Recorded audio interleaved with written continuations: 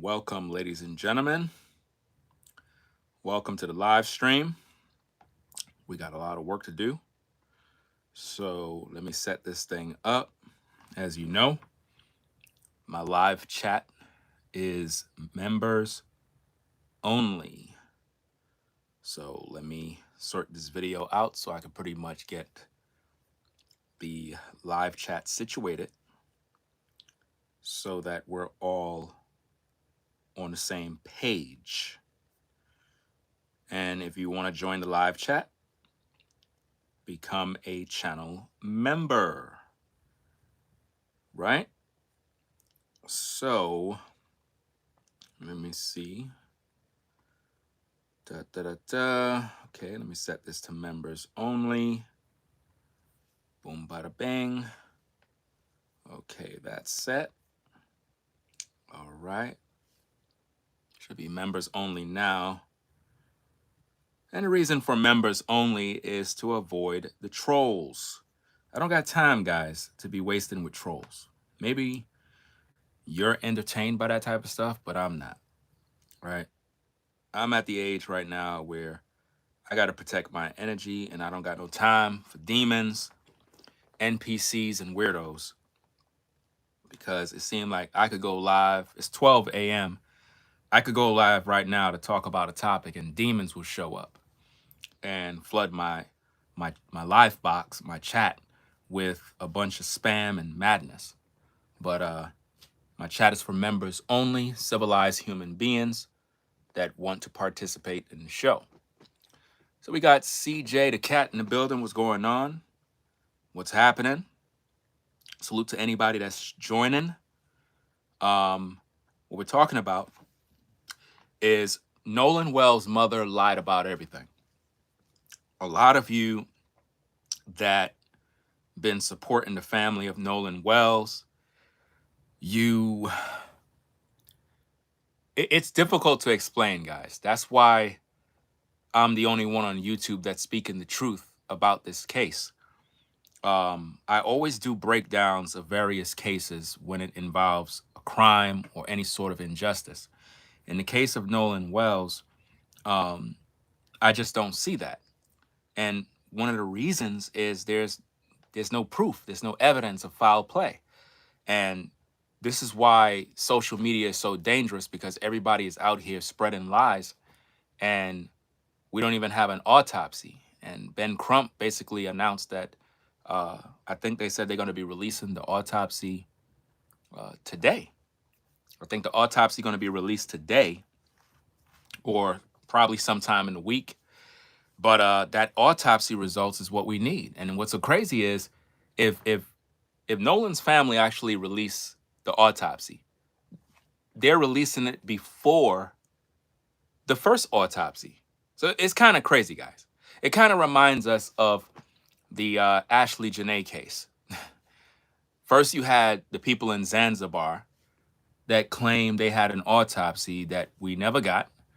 And then the family said that they had an independent autopsy, and we still didn't get it, guys, till this day. And you guys gave that family all your money. So it's like the same play all the time. But we got a lot of work to do, guys. So be sure to like the video. Let's see what we got out in the building. So we got CJ the cat in the building. What's going on? We have MW in the building. What's going on? What's going on? We got Jay Wash. What's happening? We got Key, Prosperity, Israel. What's happening, everybody? Appreciate y'all stopping by. So those of you that know me, you should know by now that when it comes to these cases, I'm very thorough and I'm very honest.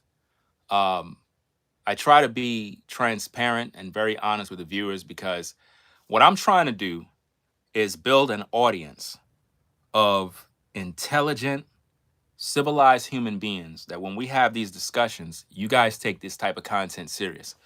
On social media, it's very difficult to have conversations with people.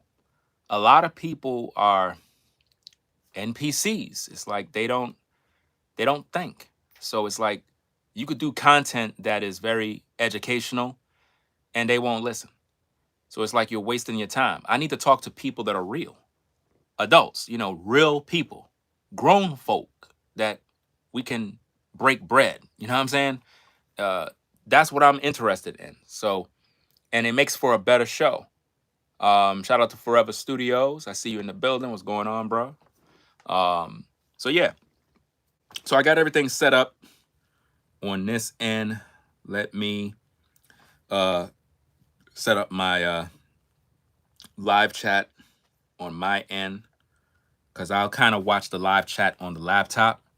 I have my laptop in front of me.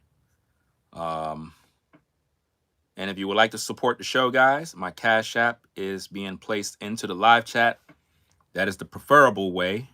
At the same time, you can still super chat.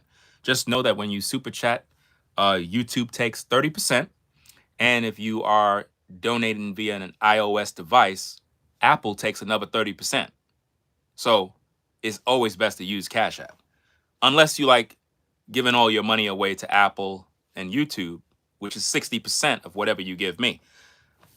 Maybe you're rich and you don't care, but I do, because if you're sending me a donation, I would like all of the donation. I'm the content creator, right? So be sure to do that, guys. Let me get everything situated before we begin. Let's see. Hope everybody's having a blessed day. So I have this in the chat. Let me pin this. What's going on? What's going on, people? We have Kat. What is it? Catelia? I'm probably messing up your name. I can't even see this stuff. God first. Shout out to you, says hi, Ringo. All right, guys. So what are we talking about? Okay. Nolan Wells' mother lied about everything. What? No, she didn't, Ringo. You're just a hater. Before you rush to judgment, are you going to listen? Are you going to hear me out? Hopefully you're going to hear me out, right? Now, what we're going to do is we're going to go to a video. And you know what's so crazy, guys? Remember I was talking about that guy? What's his name? Let me see if I can find his name. This is crazy. Remember I was talking about that that NFL guy, or whatever his name is? What's his name? Ryan Clark. Remember I did a video about Ryan Clark, guys? And I was like, I don't even know who this guy is. I've seen him a couple of times. I know he's been in sports and all this other stuff, but I don't follow everybody. And I did a video about his comments in regards to Nolan Wells. And now I'm hearing word they fired this dude. So it's like, it just kind of goes back to what I was telling you guys, that these grifters and these people that are putting out all this negative energy, it comes with a price. You know what I'm saying? I'm hearing they got Cam Newton. I'm hearing they got him. We're going to talk about that in another video, right? But it's just interesting because nobody was talking about this guy till I started talking about what he said in regards to Nolan Wells. Then all of a sudden, now he's all over YouTube. Everybody's talking about he got fired. You know, not that I'm celebrating him getting fired, but it's kind of interesting. So what we're going to do, guys, is we're going to review a video. This video, I believe, is from ABC News. This was an interview that Nolan Wells' family did with Ben Crump. Some of you guys probably seen this particular video here, right? So we're going to respond to this. I'm going to give you my professional opinion of what's going on in this tape. Now, a lot of you are probably Nolan Wells supporters. I need for you guys to listen, right? Don't just write people off because they have a difference of opinion. If the world revolve around us all thinking the same, it'll be a pretty boring place to be. I'm not looking for an echo chamber of everybody agreeing with me. You could disagree with me all you want. Just be respectful. Can we do that? You know, that's the main thing that I think is missing from social media, is that People don't know how to have conversations without insulting people and just being an idiot. You know what I'm saying? Just being an asshole. You know, like learn how to agree to disagree, learn how to have civil discourse. And that's what we're looking for. So if you're a supporter of Nolan Wells, that's okay, right? At the same time, you got to listen to the other side because you may be blindly following a family that is up to no good. Now, I am in no way in support of Nolan Wells' family. Not at all. I believe that this family is being used to destroy the black community, to rob the black community, because there's a lot of things at play that a lot of people just don't understand. Number one, this family is on a world tour on social media. They're supposed to be grieving. Remember, the son supposedly died on July 4th, right? This is July 22nd.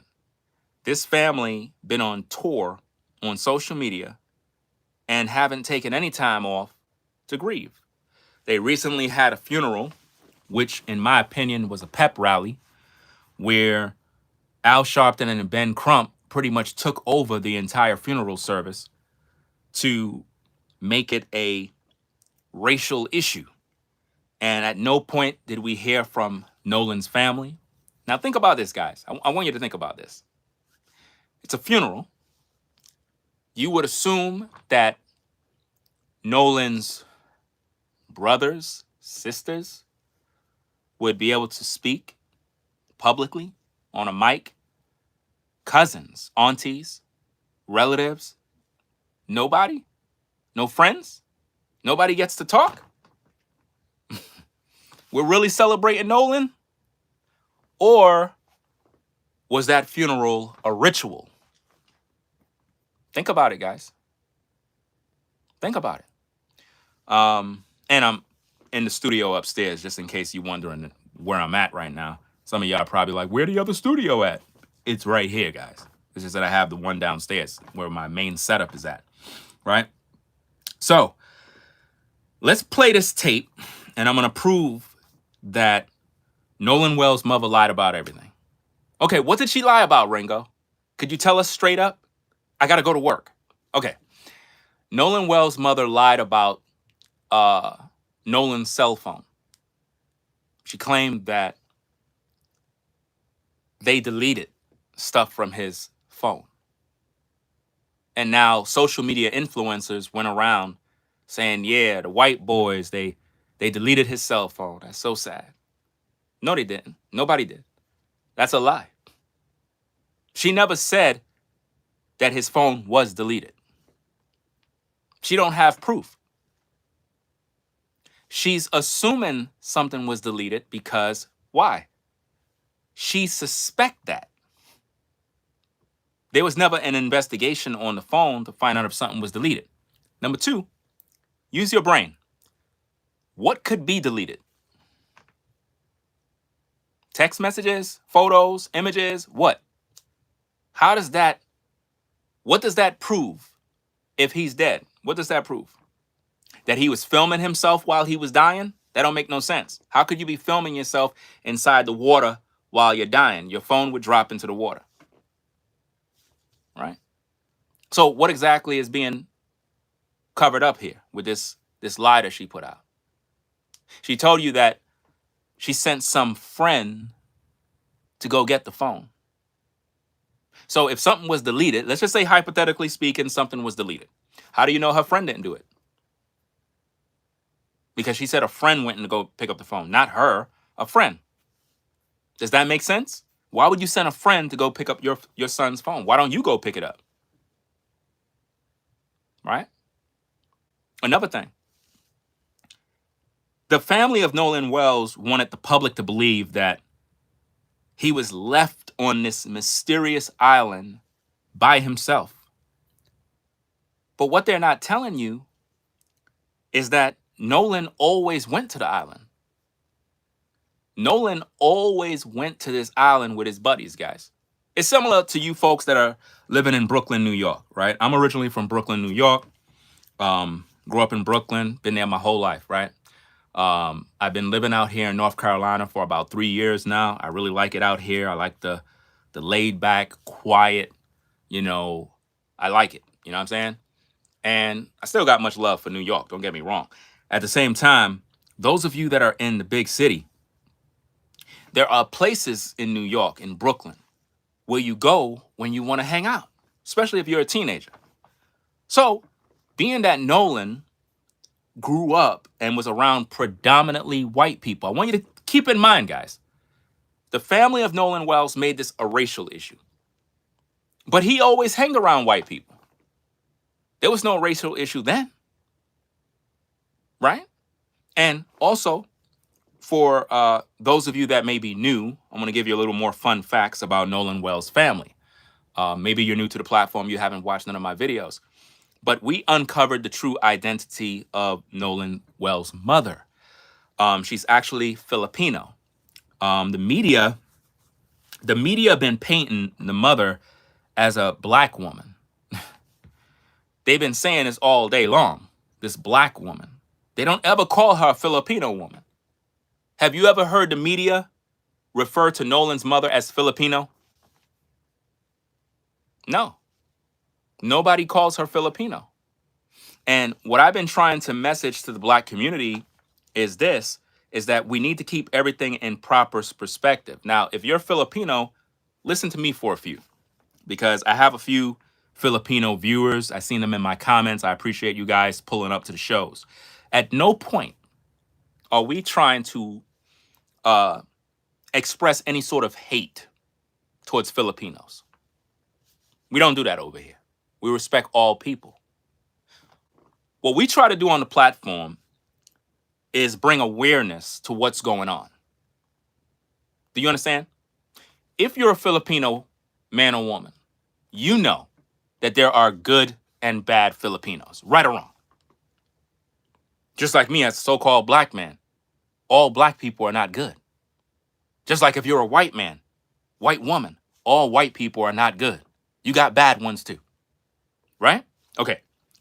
What we're trying to establish here is that the media painted this family as African American in order to get black Americans to join in support in order to enrich this family. Case in point, the Carmelo Anthony Austin Metcalf case. I'm not no supporter of Carmelo Anthony. He's a murderer. And because I made content speaking against Carmelo's actions, the black community condemned me and told me that I was a sellout. They said that I was trying to make white people happy. Ladies and gentlemen, I don't got no white friends and I don't got no black friends. I don't want no friends. I like staying alone because that's how I protect my peace. I protect my energy that way because I realize we're living in a world where it doesn't matter if you're black or white. People are evil. And I just like staying to myself where it's safe. The safest place to be at is in your house. Safest place. So the powers that be, they use this Nolan Wells case the way they used the Austin Metcalf and Carmelo case. Austin was a kid with a promising future. Carmelo was a kid with a promising future. He made a bad decision. He brought a knife to a sporting event. He was asked to leave a tent. He didn't want to listen. Austin, being these young kids, they had a discussion about him leaving that tent. And it is said that Austin put his hands on him or pushed them or something along those lines. Carmelo decides to take out a knife out his bag, right? He takes this knife out his bag. Matter of fact, guys, give me a minute, right? Give me a minute, guys. I want to make this thing even better for you guys. Give me a minute, guys. I'll be right back. I'll be right back, guys. I want to get the weapon. That's what I want to get. I'll be right back, guys.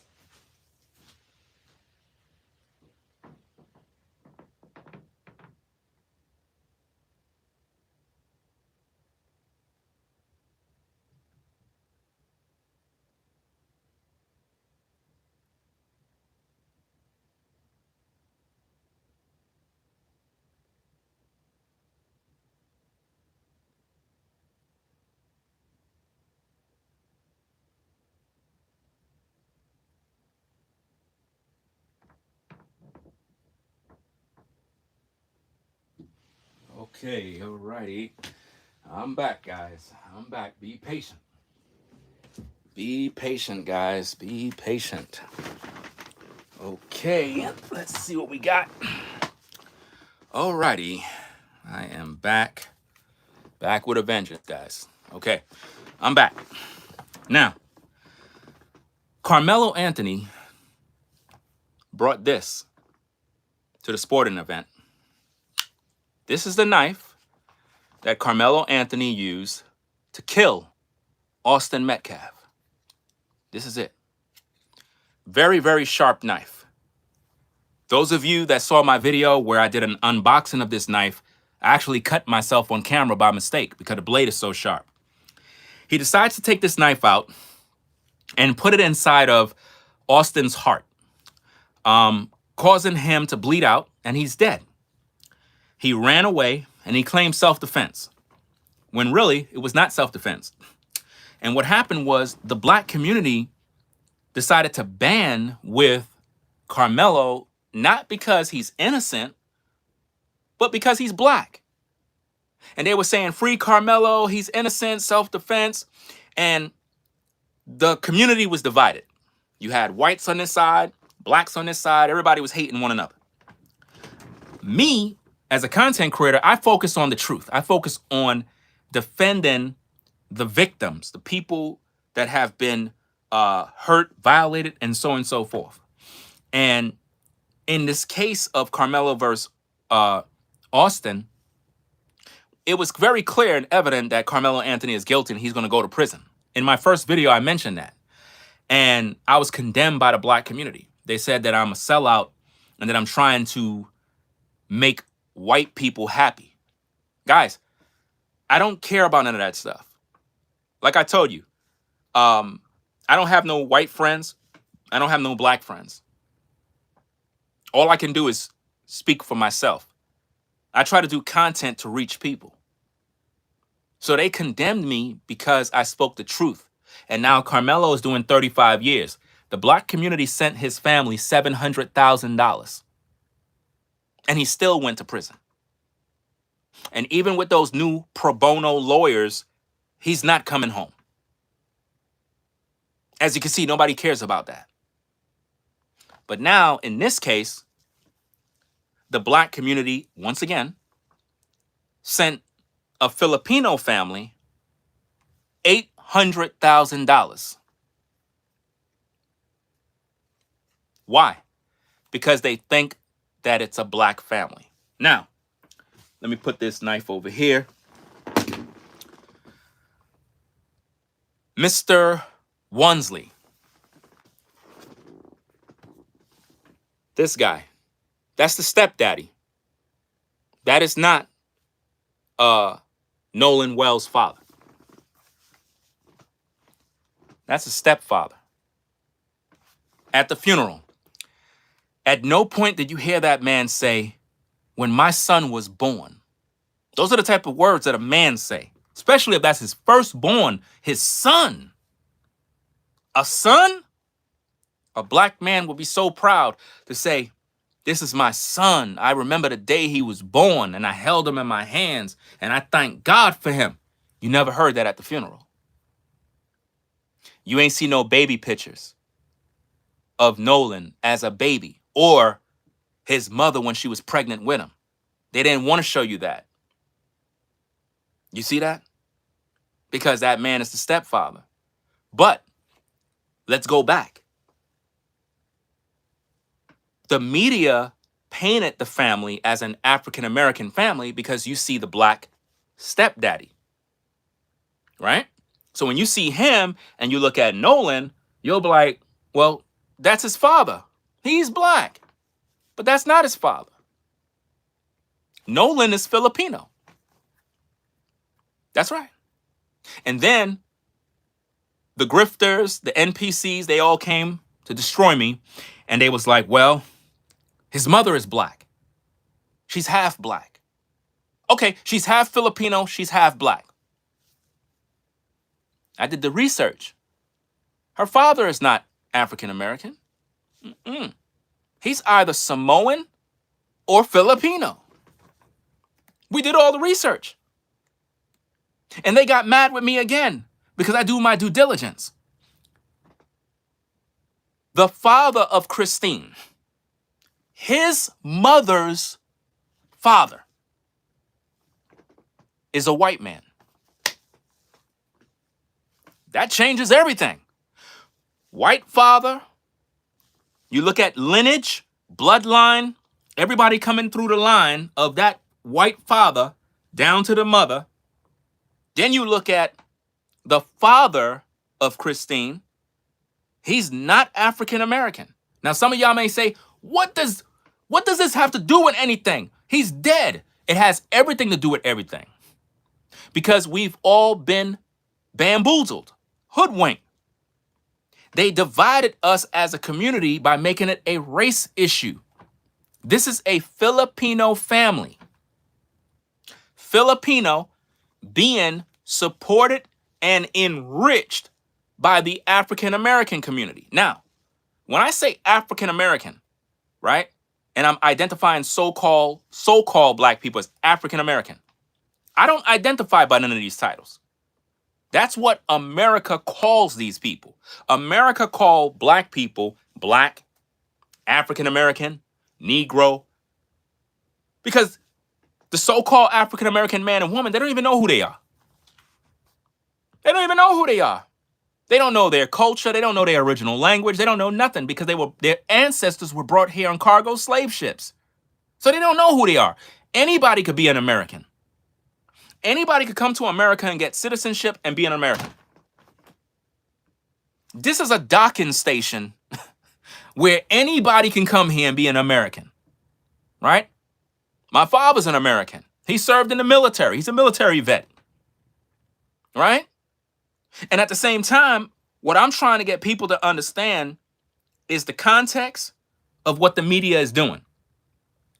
They turned this into a race issue to divide blacks and whites so that we can fight, so we can hate.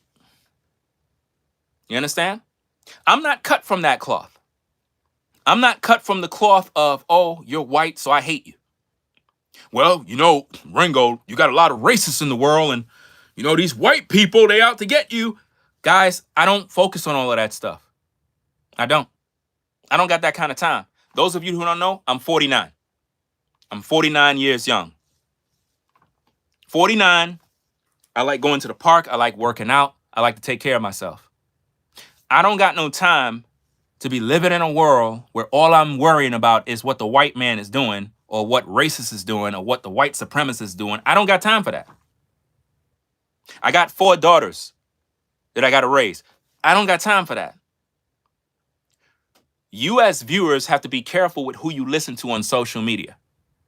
A lot of black influencers are rage baiting the black community to become angry, violent, to look at anybody as white as the enemy because they're focused on money.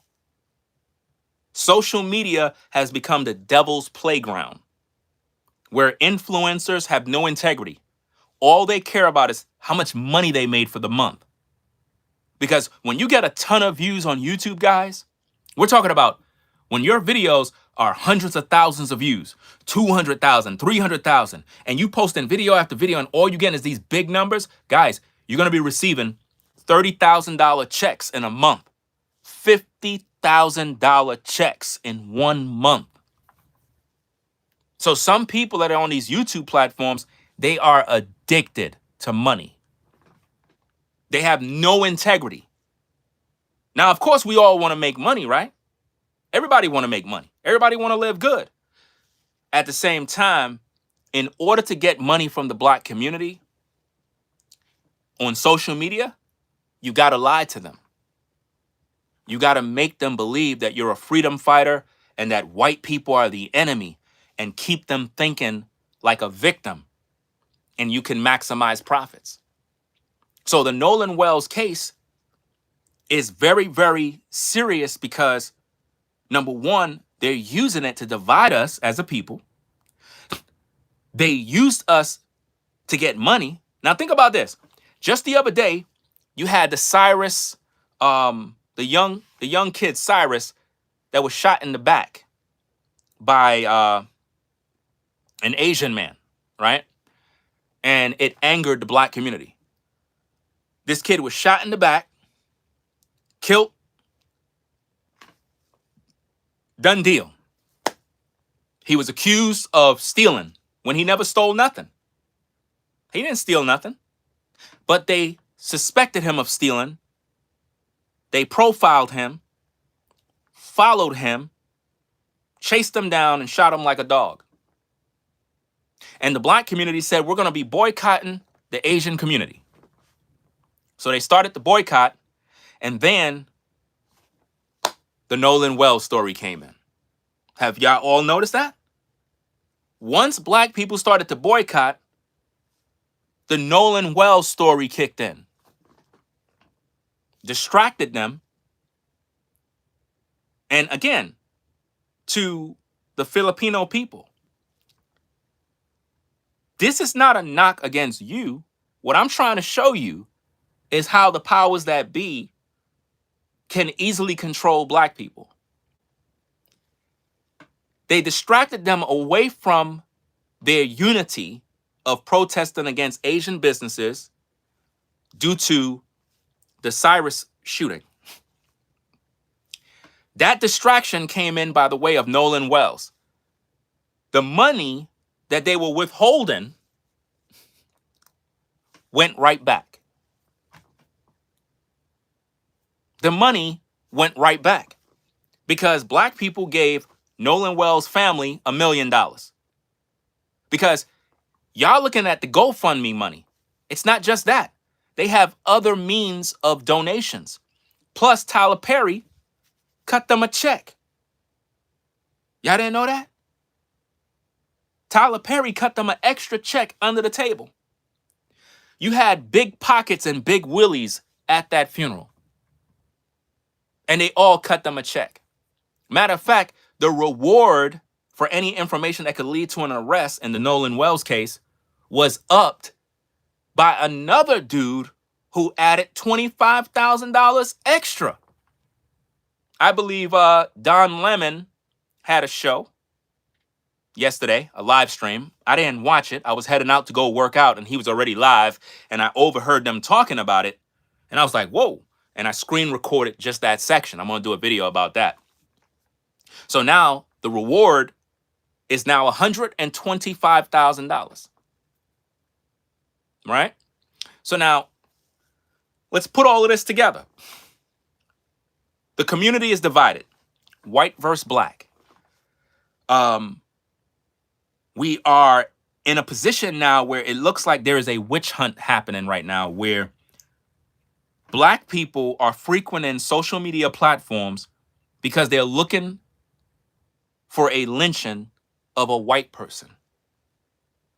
They want someone who is white to be lynched for Nolan Wells, even though we have no proof of any foul play because no autopsy was done. Imagine that. No autopsy was given, no information, no facts, nothing. But Nolan Wells' family hired a civil rights attorney. Once you hire Ben Crump, you already made it a race issue. You do know that, right? So they made it a race issue from day one once they hired Ben Crump. But watch this. Nolan is a Filipino. His mother is a Filipino. But she's playing the race card using the plight of black people to enrich herself. Y'all can't see it because you were blinded by social media. Now, I'm not saying that if someone is Filipino that they don't deserve justice. They deserve justice. Everybody deserves justice, no matter what your ethnicity is. But they used the race card when it was convenient. Nolan always hanged around white people. Those were his buddies. Those were his day ones, his good friends.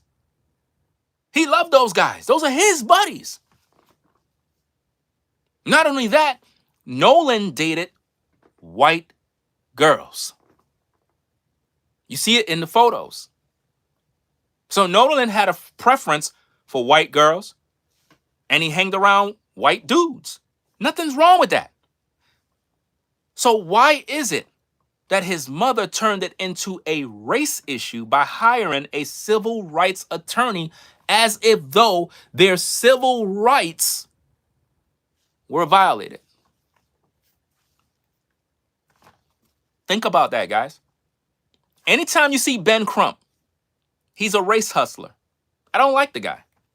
I think that the guy is a scumbag because he only comes out when it involves a white and a black. I grew up in Brooklyn, New York, where there's drugs, there's crime, there's gangs, there's shootings. I never seen Ben Crump at the projects. I grew up in the projects. You understand what I'm saying? I grew up in the hood. Do you understand that? I never seen Al Sharpton, Ben Crump at the projects speaking against black on black crime. Never. So when I look at all this public outrage that we see over this case for a Filipino. Now, again, if you are Filipino, this ain't have nothing to do with you as a person based on your ethnicity. This is about a situation where a family is playing the race card, acting like they're African American, man, to mislead all black America, to ban with them. And you already done know how usins do. When we ban with someone, we go hard. And it always gets us in trouble. They're rich. How many of you lost loved ones to black on black crime? How many of you lost a mother, a father, a sister, a brother? Did Ben Crump show up? Did Tyler Perry pay for your funerals? Did Colin Kaepernick pay for an internal, an autopsy, an investigation? No. Did Spike Lee show up to your funeral? Guys, when you look at celebrities showing up for Nolan Wells' funeral, guys, y'all gotta think, what's going on? Who is this kid? Who is this family? And why all this media attention? People dying every day. They don't get that. How come Ben Crump is not talking about the Akin Liverpool case? The black man who recently died too. The same way like Nolan Wells. He was out on a boat celebrating his birthday. I'm not sure if it was his birthday or someone else's birthday, but I believe it was his birthday. You could correct me if I'm wrong, right? The story says that he had a few drinks and he was dancing on the bow of the boat. And somehow, mysteriously, like Nolan, he ended up in the water. None of his friends saw him fall in the water. And guess what? All his friends were black. All of them. All his friends were black. Up to now, Ben Crump ain't talking about it. Al Sharpton not talking about it. Black folks on social media not talking about it. You don't see no black influencers talking about Akin Liverpool. You know why? Because there's no money that could be made. You can't rage bait when a black guy die and all his buddies are black. You can't make it a race issue. So Ben Crump is not showing up. Al Sharpton is not showing up. I never looked at Al Sharpton as a leader. I always looked at him as a scumbag who just come to the forefronts of the cameras just to promote himself. You see? So now, I'm saying all of that because I need to get your mind to understand that We're all being played by this story. This story is a ritual designed to harvest your energy. They're taking the energy of black people because a lot of us invested so much time and money into the Nolan Wells family when we don't even visit our own family. A lot of you are saying justice for Nolan, and giving all your money. But you don't even visit your own family members. You don't even check up on your moms, your pops, your cousins. You don't even visit nobody no more. You won't even give homeless people in your community $1, but you'll give your money to Nolan Wells family because you believe they deserve it. But did you give your money to a Ken Liverpool? No, because you don't think he deserved it. Look at the other black woman who was hanging on a tree somewhere. They said that she took her own life. How come nobody's talking about it? Because nobody cares. We only focus on what the media makes popular. I talked about all these cases because everybody's lives matter. Now, you're probably wondering, well, Ringo, I hear what you're saying, but you said you don't support Nolan Wells, so you're not a good person. I don't think you understand. Nolan Wells is dead because of one reason. It was a freak accident. That's the logical explanation. No camera footage, no witnesses, no DNA. There's nothing. We have no leads. He wanted to go back. His friends made stories talking about, oh, he wanted to go back. He was with some girl or whatever. You want to know another fun fact? Because we're going to learn about it in this video. It is my personal opinion that Nolan Wells' parents didn't even have control over him. He was already 18. He felt he was grown. He actually was spending the night out with his buddies. Think, people.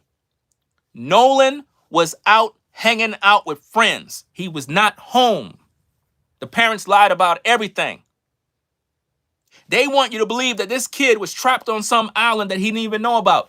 In this video we're going to review, you're going to hear his mom tell all of us that they always went to that island.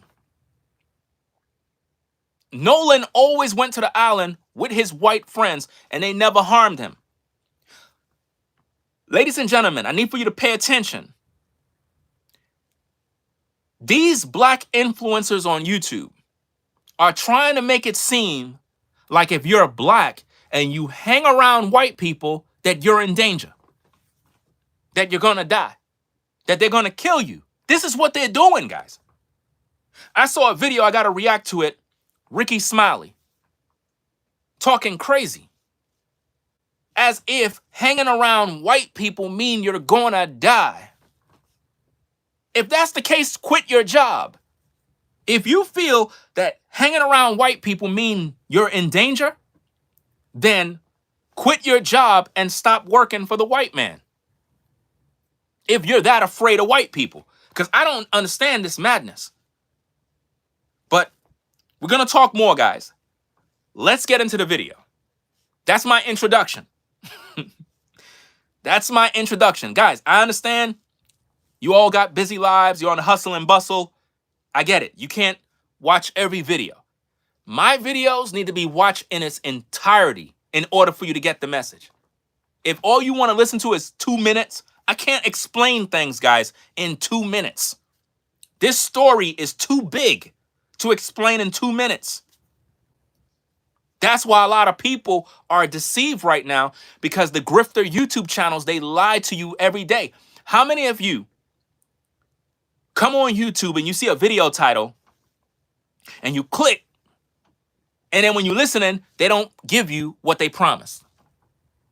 They clickbait you. They lie. That's what they're doing. They're lying to you. YouTubers are saying that Nolan Wells was beat up. His body was beat up badly. That's a lie. People made videos saying they already got the autopsy results. That's a lie. The autopsy results haven't been delivered yet. So why they put titles saying we got the autopsy? They'll make videos, so and so, his girlfriend made a confession, and when you click on the video, there's no confession. They're just running their mouth, lying to you. Then they showing you AI videos, lying to you. Have you had enough of the lies? Now, let's break down this interview. Now, what I'm going to do, guys, is the interview is it's 10 minutes, the interview. I'm going to try to let it play without stopping it. I know I'm always stopping the videos, hence Ringo TV reactions. But I want you to hear the message in its context so I could break down these lies. Because when you see this family come on the news, it's a strategic warfare of how they program you like an NPC. And then you run out there and you do their bidding. So let's get into the tapes. Make sure you guys hit the like button. Very important that you hit that like button, guys. Let's play the tapes. More on the mysterious death of Nolan Wells. We're joined by his parents, Christine and Elmore Wansley, as well as their attorney, Ben Crump. And before we get started, first off, I want to thank you for being here under these circumstances. You know how extremely tough it must be. And we can't express how sorry we are for you and your family. And first question, how are you two holding on? Taking it. Before we go, I actually saw a video on Instagram with Officer Tatum, not yesterday, the day before yesterday, where he was promoting that he got some interesting information in regards to the case, because he was talking about how a lot of people on social media is lying. So he most likely probably got an exclusive. I'll probably react to that another time. I want to deal with this because debunking these videos is very important for the YouTube community. Because the media plays their part and the family play their part. I want you to focus on the body language and the fact that the mother keep acting like she's crying, but she's not crying, guys. That mother never shed a tear. She's always putting on these sad faces and being emotional. And when you look at her real close, she's not crying, guys. More on the mysterious death of Nolan Wells. We're joined by his parents, Christine and Elmore Wansley, as well as their attorney, Ben Crump. And before we get started, first off, I want to thank you for being here under these circumstances. You know how extremely tough it must be. And we can't express how sorry we are for you and your family. And first question, how are you two holding on? Taking it second by second. Day by day. Second by second and day by day, which we all can understand. And I just want to ask you to... Guys, you didn't see her laughing and giggling? She's laughing and giggling, guys. Her son is dead. She's laughing and giggling. It's a joke to her. It's a joke. Would you be laughing if your son is dead, guys? I'll be losing my mind if something happened to one of my girls, fam. I'll lose my mind. I would not be smiling. This woman is laughing and giggling. And her son is dead. Make that make sense. Make it make sense, guys. Let's go. Joined by his parents, Christine and Elmore Wansley, as well as their attorney, Ben Crump. And before we get started, first off, I want to thank you for being here under these circumstances. You know how extremely tough it must be. And we can't express how sorry we are for you and your family. And first question, how are you two holding on? Taking it second by second. Day by day. Second by second and day by day, which we all can understand. And I just want to ask you, the friends that Nolan traveled to Horn Island with, they say that he stayed behind voluntarily. Why would he stay behind? That we cannot answer. Why? I can't fathom why he would. I don't know why he would. We always taught him to, if you go with a group, you stay with a group. Mm-hmm. Even when he was in college, he would say, Dad, well, we're going to ride down to a party or something in another city. So I was out telling him, look, if you go with 5, you come back with 5. Do not separate from the group. Because I always said safety is in numbers. Mm-hmm. And he always said, yes, sir. So he knew to stay with his group. So why would he split from his group? I don't know. So that would have been unusual for him to split from the group. And you said he would always check in with you. Did he check in with you that day? So that day, no, I don't. But of course, too, they were on the boat. And usually when he is out there, which it's not uncommon, he's, I think, since last year, he's been going there occasionally with his friends. Did you get that? Did you get that? He been going there occasionally with his friends. Nolan occasionally been going to the very same island with the same friends that people are accusing of killing him.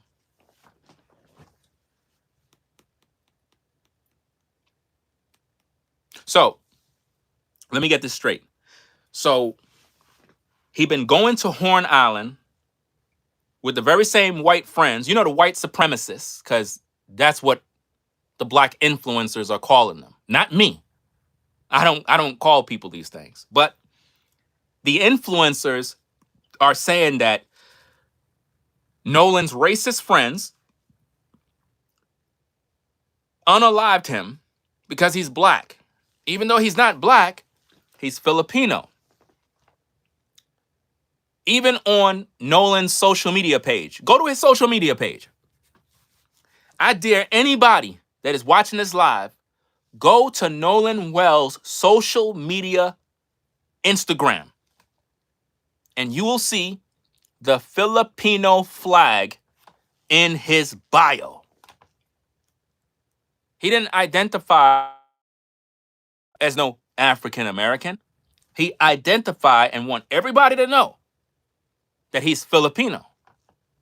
And this is why I'm making a big deal out of his lineage, because that's important.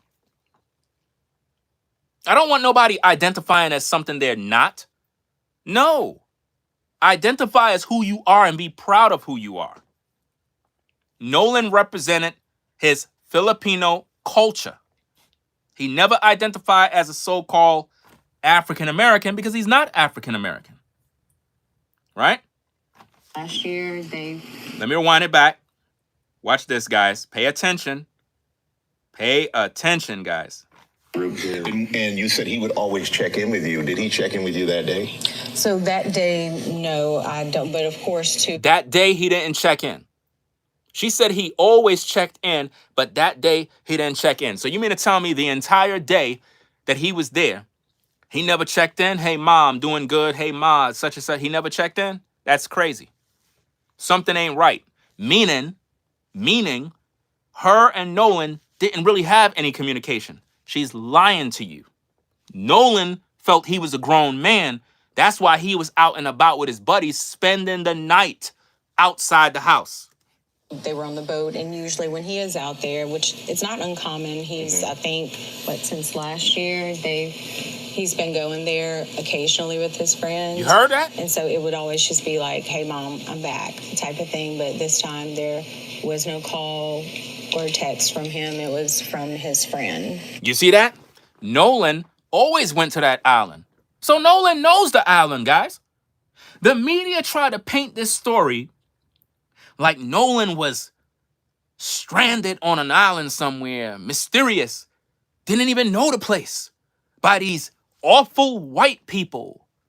You know, because if somebody's white, you know, they're dangerous, especially if you're black. That's what they want you to believe. That's crazy.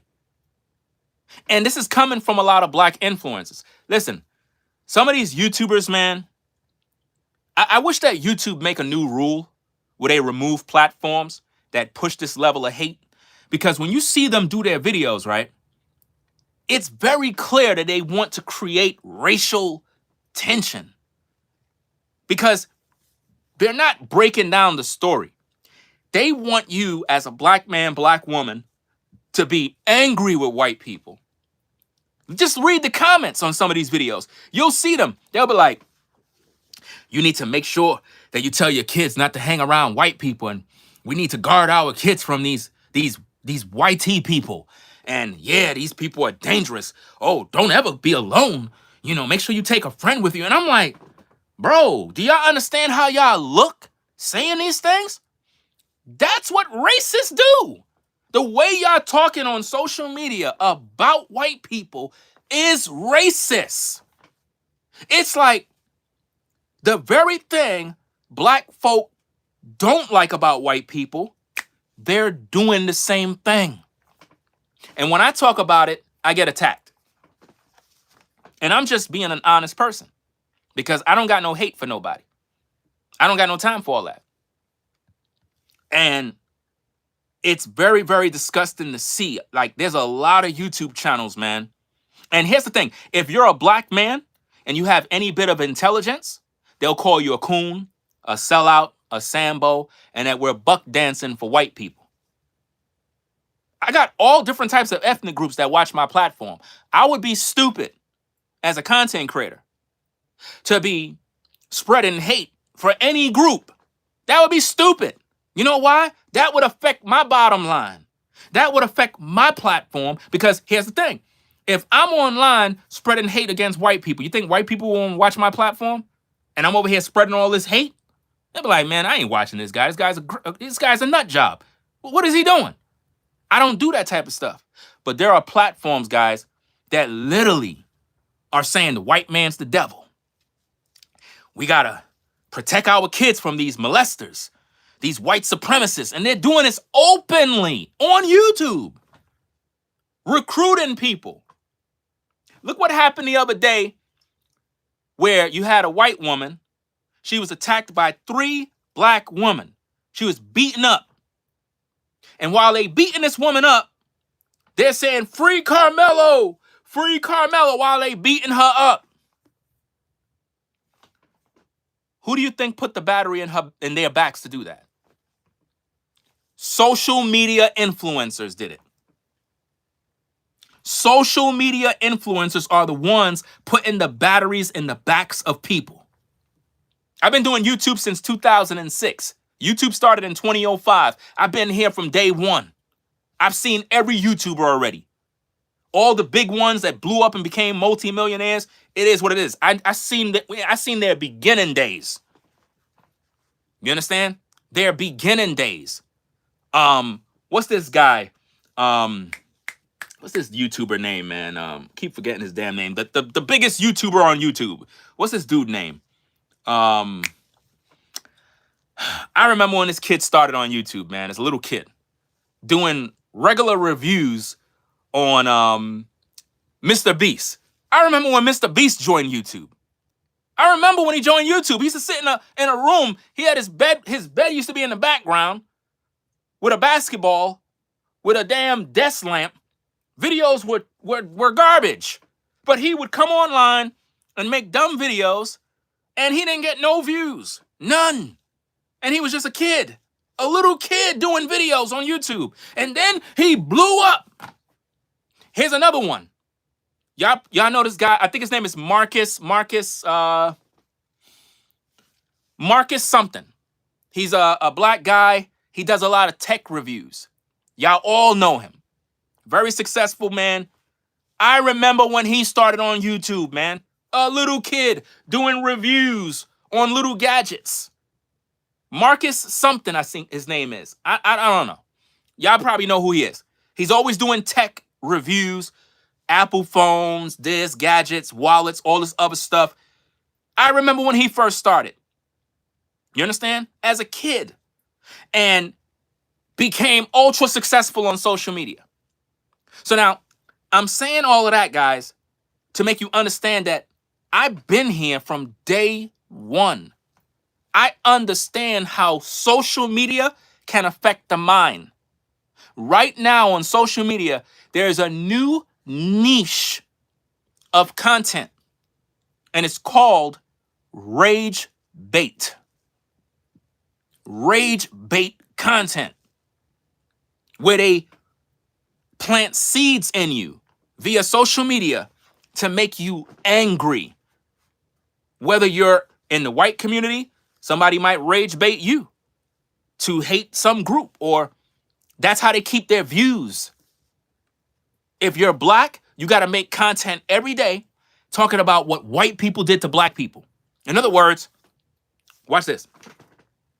Breaking news story, guys. Hey, brothers and sisters, man.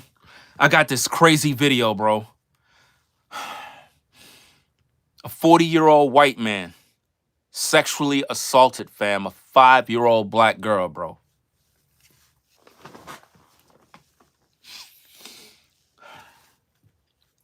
The mother was at the park. Her son went running on the side. The white man came and grabbed the daughter and took her inside the bathroom.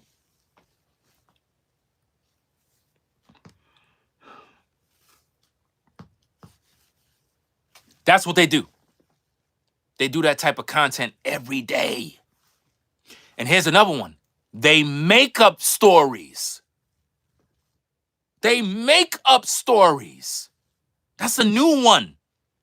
Because there's no real ones, they'll make up a rage bait story to get you angry.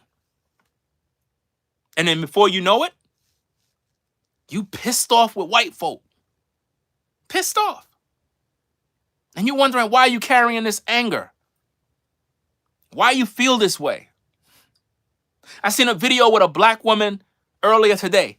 She was cussing and flipping, just angry. She was like, I'm tired of these white people. They're dangerous. They're this. And I'm like, bro, what are you doing? You're on social media. Do you understand? If your employer see you carrying on like that, you might lose your job. When I was on a 9-to-5, we had white people, black people, Asian people. I got along with everybody. Team player. I treated everybody on the job with respect. I considered everybody on the job my family.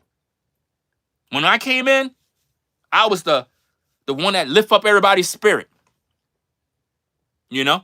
Somebody feeling down, yo, bro, you good? And I have a conversation, lift their spirit up. We didn't see all that color stuff like everybody on social media. Stuff is toxic. Am I saying there aren't bad people in the world? Am I saying there aren't racists in the world? You got racists in every ethnic group. You got racist Asians, racist whites, racist blacks. It is what it is. But that doesn't mean everybody is the same. And what content creators are doing is they make you feel like everybody is out to get you. They make you feel like everybody's trying to bring you down, like all your neighbors are racist, all of them don't like you because you're black. Guys, listen to me very carefully. Let's say you're black and you live in a predominantly white community. Those white people are not thinking about you. They're just trying to live their life, take care of their family, pay their bills. That's it. Your Asian neighbor, he's not thinking about you. He might look at you, he might see you, but he is not, oh, those black people. I don't like these black people. Who got that kind of time? I don't. I don't got that kind of time. You know? Yes, we have neighbors that are crazy. Yes, we got Karens in all ethnic groups. You got white Karens, black Karens, Asian Karens. You got Karens all over the place. You know? But we got to stop this evil, man. We got to learn how to respect. Guys, listen. It doesn't matter what ethnic group you from, white, black, Asian, whatever. It's about respect. Can we respect one another? Can we respect one another? We don't have to, listen, I don't ever have to talk to you and break bread or visit your house or have conversations, but I can respect you. If I see you come outside, we meet eye to eye. Hey, how you doing? Good morning. And let's keep it moving. You know? Like today when I went to the park to go work out, I saw a couple. It looked like they were in their car and they was kind of anticipating coming out the car to go into the park. I guess because they saw me there. It's kind of weird, man. We live in a world right now where people are afraid of each other. And the thing is, it wasn't even a white couple. It was a black couple. But it was like they were scared because I was there. It's weird. They finally came out the car. He started walking. I'm assuming this is his wife. They were working out. It'd be funny if they actually watching this video, because that's crazy. Because they saw me doing my content earlier today. Sometimes you can overhear me talking and then go on YouTube and type in some of the words you heard me uttering, and it'll bring me up. So when they were coming in and they were walking my way, even though I'm on the thing on the camera, you'll see it when I upload the video in the morning. I literally looked at them and said, hey, how you guys doing? And kept it going. Why? I was the only one in the park. They just entered the park. I don't want to just walk past people and just ignore them. And I'm in a community, in a town. I hate doing that. I like for people to be familiar with me so they know, oh, he's from out here too. We don't got to be friends. But I'm going to show you some respect and I'm going to be classy. That way, when I go back around, you don't feel no tension. Like, oh, this guy don't want to be bothered. He's not social. I'm not like that. So if we can learn how to respect one another, we'll go a long way, guys. But we got to learn how to respect one another. Shout out to Dolly. Shout out to Dolly for the membership. Appreciate you joining the membership. Appreciate you stopping by. Let me see. You had wrote a comment. Let me see. Says, hope I'm welcome here. Well, of course you're welcome here. This is a, first of all, my channel is on members only because I get a lot of trolls that come in here spamming the chat. And when they spam the chat, it turns people off from even posting a comment because a lot of people want to be able to post their comments peacefully without being attacked. All I ask is that people be civilized and respectful of everybody. I'm not looking for an echo chamber. For example, if you disagree with me, you can disagree. As long as you're respectful, everybody's doing what they're supposed to do, then we good. A lot of times people don't do that. They come in, they start name calling you, disrespecting your kids, your wife, and all this other stuff. And that is counterproductive to the content. And it distracts the content. I like for the live chat to be clean where people are able to have conversations and the viewers that are in the clouds can see that, okay, there are adults on this platform, not kids playing on their mama's computer. So I appreciate you stopping by. So guys, let's get back to the video and be sure to hit the like button, right? Let's go back to the video. Like, hey, Mom, I'm back type of thing. But this time there was no call or text from him. It was from his friend. And then too, really didn't worry a lot about it because it was his last weekend to have fun. Yeah. Because that Monday he had to report to school. We was preparing to take him back for camp to prepare for the season. So, we're gonna see. He wanted to have his last little hurrah before he locked down and get ready for the season. Because, like I said, the entire summer he's training. He got more serious. He started to understand what I was trying to tell him about football, not just being fun, but as you get farther in it, it becomes a business. If you want to excel, you have to understand. You have to understand both at the same time. And we know, Ben, that you said that you're going to do an independent investigation. Yes. And you say you have Nolan's cell phone and messages were deleted. How could you tell messages were deleted? Well, his parents got the phone back, and that's something that's important, Michael, because they tracked this phone on Life 360. So Life 360, but when I received the phone call from Warren, I immediately called my friend Tashima and I said, hey, have you guys seen Nolan? Because her two sons, Jalen and Javon Leaf, they grew up together. They played City League sports together. When they got into school, they played sports together. And so she was like, hey, okay, the boys were pulling up the location from Snapchat. So the Snapchat location looks completely different than the Life 360 location. So when I pulled up Life 360, it was different. It was showing everywhere the phone had been. I was like, well, it's showing that he's back on land. I'm not. He's like, but no, he didn't come back with us. Well, how were you able to get the phone? So we tracked it, and my friend Tashima went and picked it up. She said her friend went to pick it up, not her.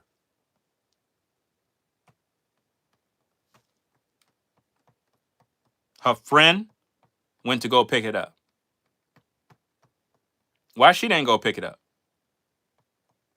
She told everybody that the phone was deleted. They deleted some things from the phone. You had YouTubers saying that text messages were deleted. She never said nothing like that. But YouTubers put that out there. YouTubers were saying photos were deleted. Nobody said nothing was deleted. This is what she's assuming. She believed something was deleted, but nothing was deleted. There's no facts to substantiate these claims. Let's go. It wasn't like they said we got his phone, they tracked it. And that highlights all these contradictions, Michael. The fact that they said Nolan was talking to a young woman and she said that he said, I'm going back to get on the boat with the boys. The boys said that he said he was going to stay with her. And so that's an obvious contradiction. And then this video of this, you can hear an argument going where Nolan is saying, give me my freaking phone. Ben Crump should be canceled. I'm going to explain why. He's taken gossip and hearsay from social media talking about, oh, I heard Nolan saying, give me my freaking phone. He's taken what he see on social media and he's running with it and basically making it facts. Like there was this altercation. That's irresponsible of an attorney. You don't do stuff like that. That's called rage baiting because you're going to make black viewers believe that this kid was jumped. You know, like the same thing they was talking about with Carmelo. The black community was on social media saying that Carmelo got jumped. That's a lie.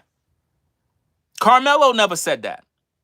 Carmelo never said, these guys jumped me, so I stabbed that one. He never said that. If he was jumped, his face would have been beat up. You remember his mugshot when they arrested him? He ain't have no marks on his face. He was never touched. But YouTubers spread a lot of lies, misinformation. And this attorney, I don't trust this guy. I don't trust this guy not one bit, guys. As soon as I see this guy, I see a grifter, a guy that just want money. That's all I see. You see?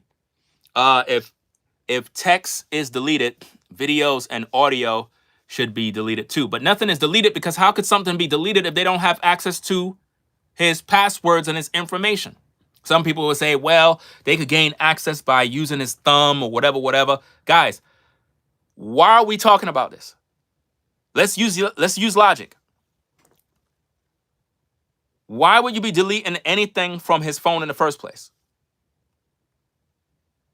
Why would you be deleting something? If you did that, you incriminated yourself. Don't you know that people can find whatever you delete? Anything you delete on a phone can be restored. So if Nolan was dead already and they do an investigation on the cell phone and it comes up that, yes, something was deleted, we would have to first of all figure out when it was deleted.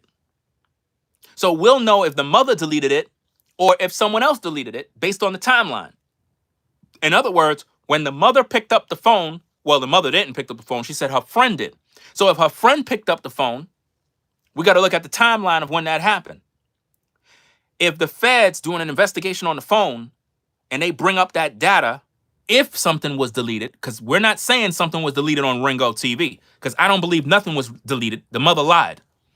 But if something was deleted and they do an investigation on the phone, they could find out whatever it was.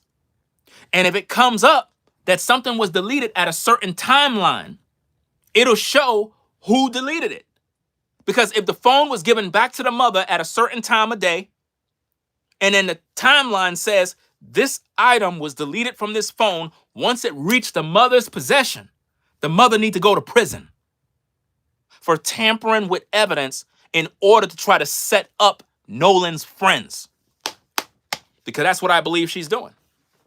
I believe she's saying something was deleted to purposely sabotage one of those kids' lives to make it look like it was some sort of racial issue. Because if you don't have facts, you shouldn't be saying it. She said that the phone was deleted. But what evidence does she have? You know?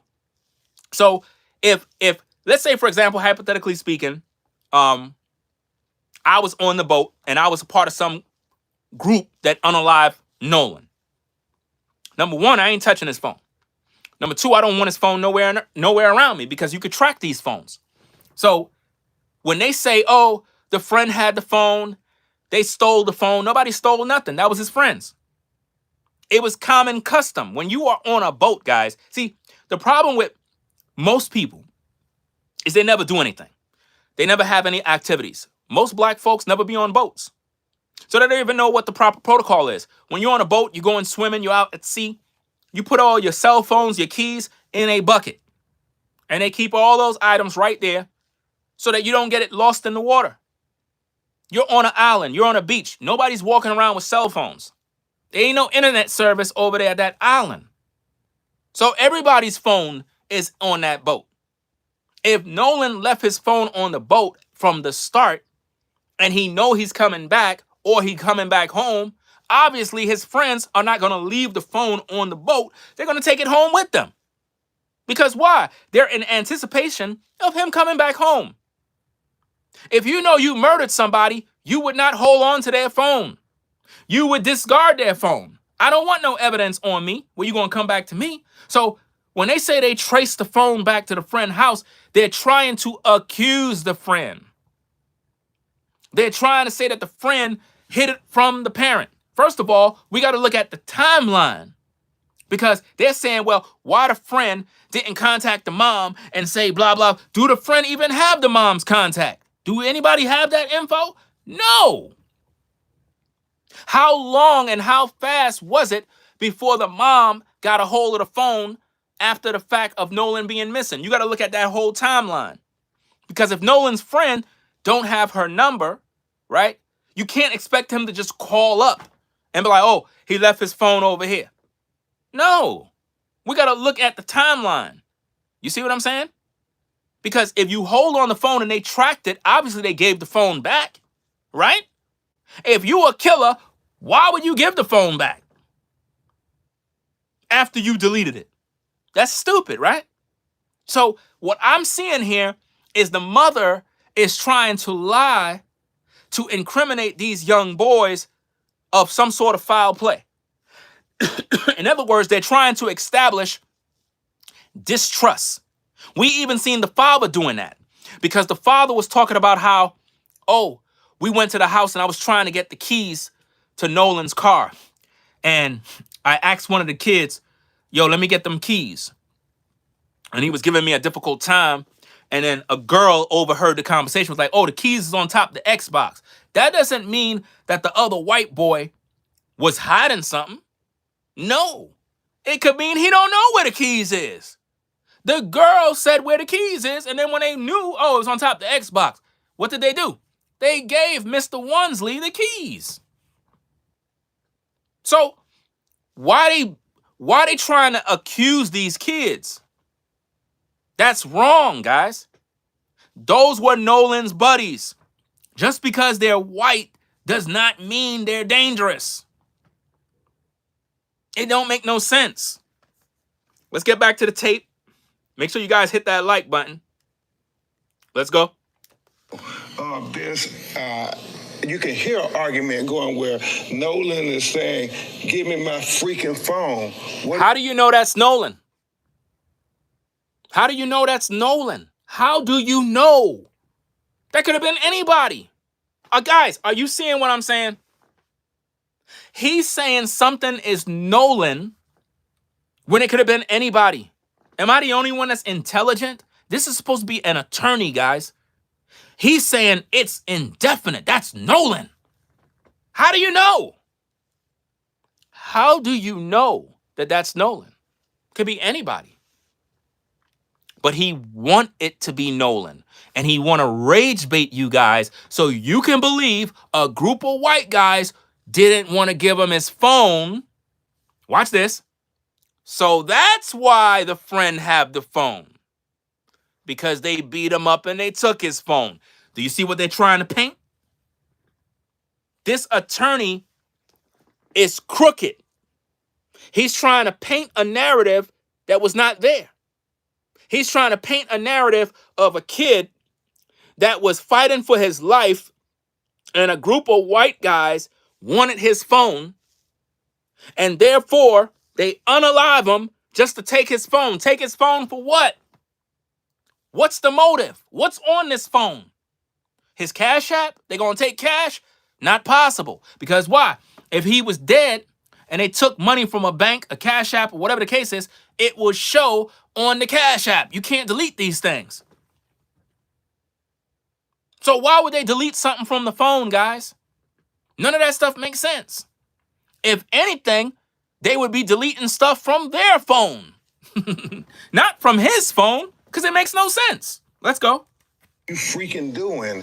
And so then his phone ends up missing. I don't know any teenagers, Michael Strahan, who says, if you believe that story, I'm going to stay behind and I'm going to leave my phone.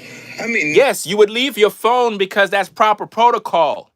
If you're on a boat, you don't say, oh, I'm going to go grab my phone so it could be in the water. And here's another thing. Guys. If he stayed behind, there is such thing. I don't know. Maybe you guys are not human. But as for me, there have been times I was supposed to take my phone with me and I forgot my phone home. And I'm at the store and I'm like, oh, man, I left my phone. Because I wanted to use my Cash App thing on my Cash App to pay for something. And I forgot my phone. So I had to use my debit card and other stuff. I don't really like using my debit card in stores. But there have been many times I forget my phone. Nobody ever thought that maybe he just didn't want his phone right now. It's not even, there's no internet. So I can't do nothing with it. You can't make no calls because there's no signal. You do know that, right? Over on that island, you can't even make no calls. If there's no internet, there's no calls, you can't do nothing. You're stuck. Even out here. Matter of fact, somewhere out in Myrtle Beach area, somewhere between South Carolina, North Carolina, right around in them areas there, guys, my cell phone don't work. I don't got no service. Other people, depending on their phone plan, they might have service. There's some dead spots, and you don't get no service at all. Better hope you don't get stranded somewhere and your phone don't have no service. That'll suck. But I don't like how this attorney is trying to make it seem like somebody took this kid's phone and killed him. It's dumb, guys. That's why you got to watch out with these lies that they putting out there. no young person leaves their cell phone. And so then there's so many things that their parents are telling us about. Even why didn't his body wash up with the tide on Sunday? Why would it come on Monday? It's not adding up. And that is the problem when you think. What do you mean why his body didn't wash up? Like, who makes these rules? Who controls? It makes no sense. They want this to appear as if though somebody just took his body and dumped it in the water after. In other words, they didn't kill them on the 4th. They kind of took him, had the dead body somewhere, and then threw it in the water somewhere. That's what they're doing. That's what they're trying to paint. That's what Ben Crump is trying to paint with no proof. With no proof. Let me rewind that back. Make sure you guys hit the like button, guys. Make sure you hit the like button. Let's go. On Sunday, why would it come on Monday? It's not adding up, and that is the problem. When guys, nothing is adding up because it's not making sense what they're saying. There's been many times I paid FedEx extra money, 1-day shipping, so the product could be delivered the next day, and it don't show up. Why it showed up on Wednesday when it's supposed to be here Monday? I paid for Monday. I don't know why. Something can happen during the delivery process. He's trying to figure out why nature didn't bring Nolan's body. That don't make no sense. He's acting like he's an expert on how a dead body should be brought to the surface. It's crazy. think about the history of Mississippi. Yeah, so there's so many questions that need to be answered. No. Listen to this. Listen to this, guys. Listen to the race issue that he brings up. Listen to this. It's not adding up. And that is the problem when you think about the history of Mississippi. Yeah, so there's so many questions that The history of Mississippi. He's talking about the history of Mississippi. I thought we were supposed to be focusing on Nolan Wells. Do you see how he made it a black issue? Do you see how he's targeting all white people? Do you see how he's saying Mississippi is racist? If you black folks believe that Mississippi is so racist, why are you still living there?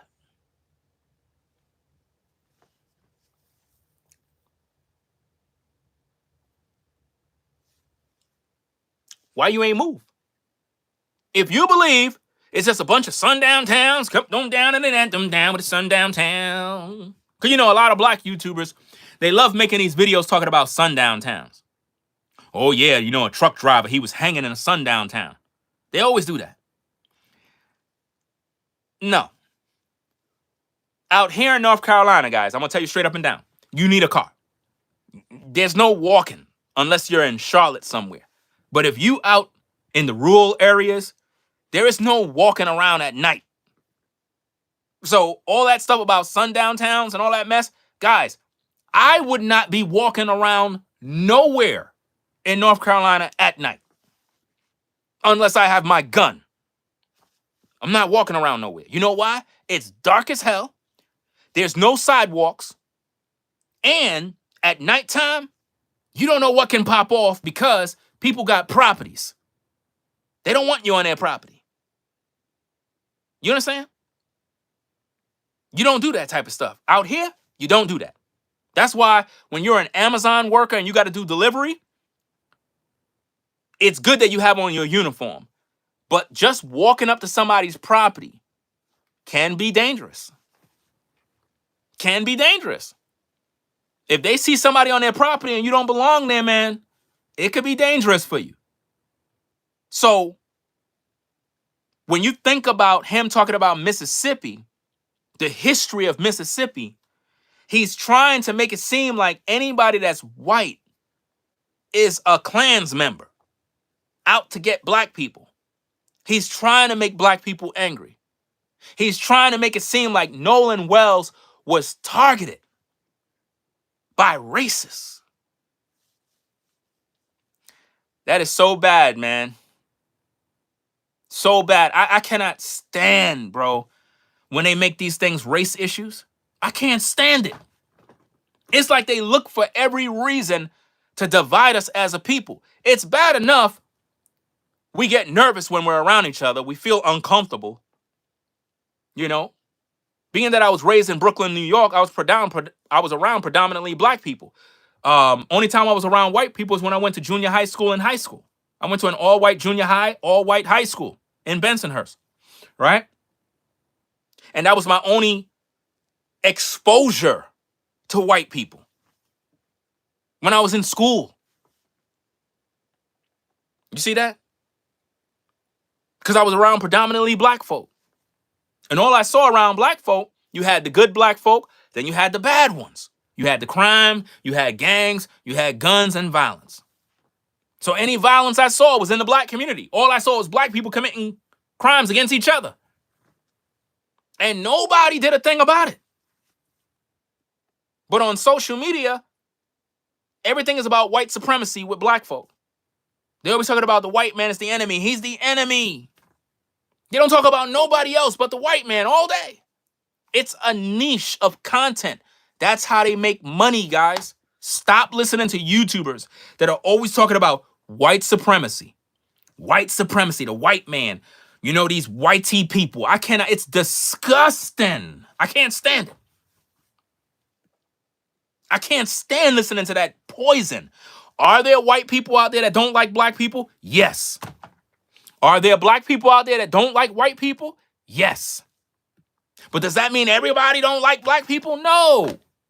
Does that mean that all white people are racist? No. In North Carolina, I met a lot of decent, family-orientated white folk.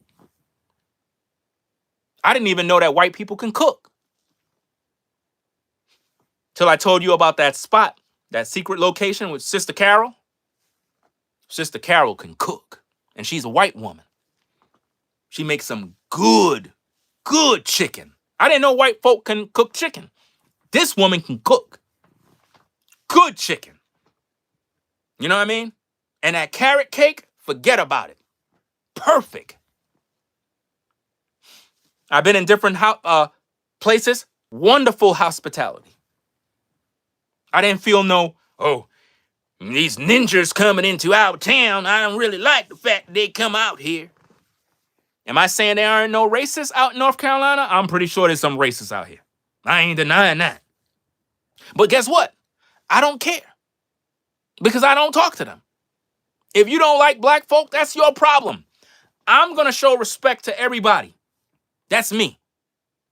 But I'm not going to walk around with an evil heart against people just because. What you see this monster doing, guys, is he's dividing people. He wants black people to think that Mississippi, the history of Mississippi, can we stop focusing on the history and move forward? It's 2026. We know about the past. We know about all the evil. Can we move forward? Can we? Let's go. To be answered. And is there anything you'd like people to know about Nolan? What would you like them to know about your son? Look at her fake crying. She's faking. No, She's not crying. Take your time. Nolan was. She's going to get tissue. Guys, she's not crying. She's not crying, guys. Look. He was very loving. He was liked by all. Why the camera switch? How come the camera got off of her, guys? She went and picked up a piece of tissue. Guys, there was no tears. There was no tears. You know how many times in different videos she did that and she's not crying? Was not a friend he couldn't make. No, we'll be right back with more for the parents of Nolan Wells and attorney Ben Crump. Notice, we'll be right back. Wasn't she just crying? How come they didn't keep the camera on her so we could see her wiping her face? Guys, I'm a video producer. I have a lot of cameras in this studio. I have professional cameras that does movies. When you are in this type of studio where they're doing news, they do your makeup, they do your lighting, they do not let you on camera in a professional setting regular. They're not gonna just let her come on camera and just have on nothing. This woman was not crying. This woman didn't show no signs of tears. Even at the funeral, she never cried. Even the so-called stepdaddy, he never cried for Nolan. Because you would see it come down his face. Remember when Kobe Bryant funeral came up? Remember when Michael Jordan? Michael Jordan was crying. He shed tears for Kobe. He couldn't hide it. Now think about that, guys. Michael Jordan was shedding all kinds of tears for Kobe Bryant. Did you see the mother of Nolan Wells shedding any tears? None, right? Did she love him? Did she care about him? I don't think so. Because when my mom passed away due to cancer, fam, I was crying for days. I was crying for days when my mom died, fam. I lost it. I stayed off social media for a whole month. My viewers thought I left. I tried to go to work the next day. Not because I wanted to go, because I was entitled to be there. I needed somebody to talk to. And I went to work. I didn't tell nobody my mom passed away. I just walked in, I clocked in, put on my uniform, and I just didn't even work. And my coworkers noticed that I wasn't working, They was like, yo, what's good with him, bro? And I just didn't speak to nobody. And I remember everybody was outside doing what they had to do. And I was just kind of sitting on the curb area. And they was like, what the heck? So they called the supervisor. Somebody was snitching. Supervisor came through. Supervisor didn't, he already know I'm one of the official workers, you know? And the job title that I had, it was a very respectful job title. So you're not treated like crap. You know what I'm saying? They treat you with respect because it was a very technical job. And I was one of the best workers. So when the supervisor saw me sitting down, he already knew something was wrong because I don't sit down. I'm always on point. And he was like, you good? And I didn't speak. And he was like, he just sat next to me. And he was just like, he's like, you want to talk about it, man? Like, what's going on? I looked at him. I was like, yo, my mom's dead, bro. She died yesterday. My mom's, bro. He was like, yo, say less, man. Hey, just go clock out, bro. Go clock out. I'll take care of the paperwork. You good. You know what I'm saying? Take off as much time as you need. You know, we'll figure out all that paperwork stuff when you get back, man. Just go be with your family. And a whole while, gang, my whole face is flooded. Tears flowing down. Supervisor right there. My supervisor was cool. You know what I'm saying? And he understood. So if I'm crying in front of the supervisor, not making no bunch of noise and stuff like that, but bro, tears was flowing like river. I'm trying to figure out how this woman lost her son, you at the funeral, and there's no tears. What's going on? Because before I went to work that day, my wife and I packed up the girls to go visit my mom because we just finished talking to her on a Saturday. We were supposed to link up with her on Monday. We already knew she had cancer. We already knew the doctor said there's nothing that could be done. We already knew she was going to die, fam. But she sounded so strong on the phone because she came back from the hospital. So she told us to cook some nice food for her because she taught my wife how to cook. My wife didn't even know how to boil water when we met. We cook up some excellent food for my mom. Went down there to the house. We got out the car, packed up the girls. I was so excited. I was going to shoot video, all of that. We get downstairs. She dead already.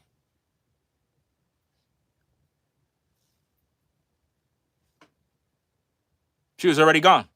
They had her on the machine, so you hear her breathing and stuff, but that's the machine that's keeping her alive. She's literally in like a state, they call it the death rattle, where it's like you're breathing, it like you're alive.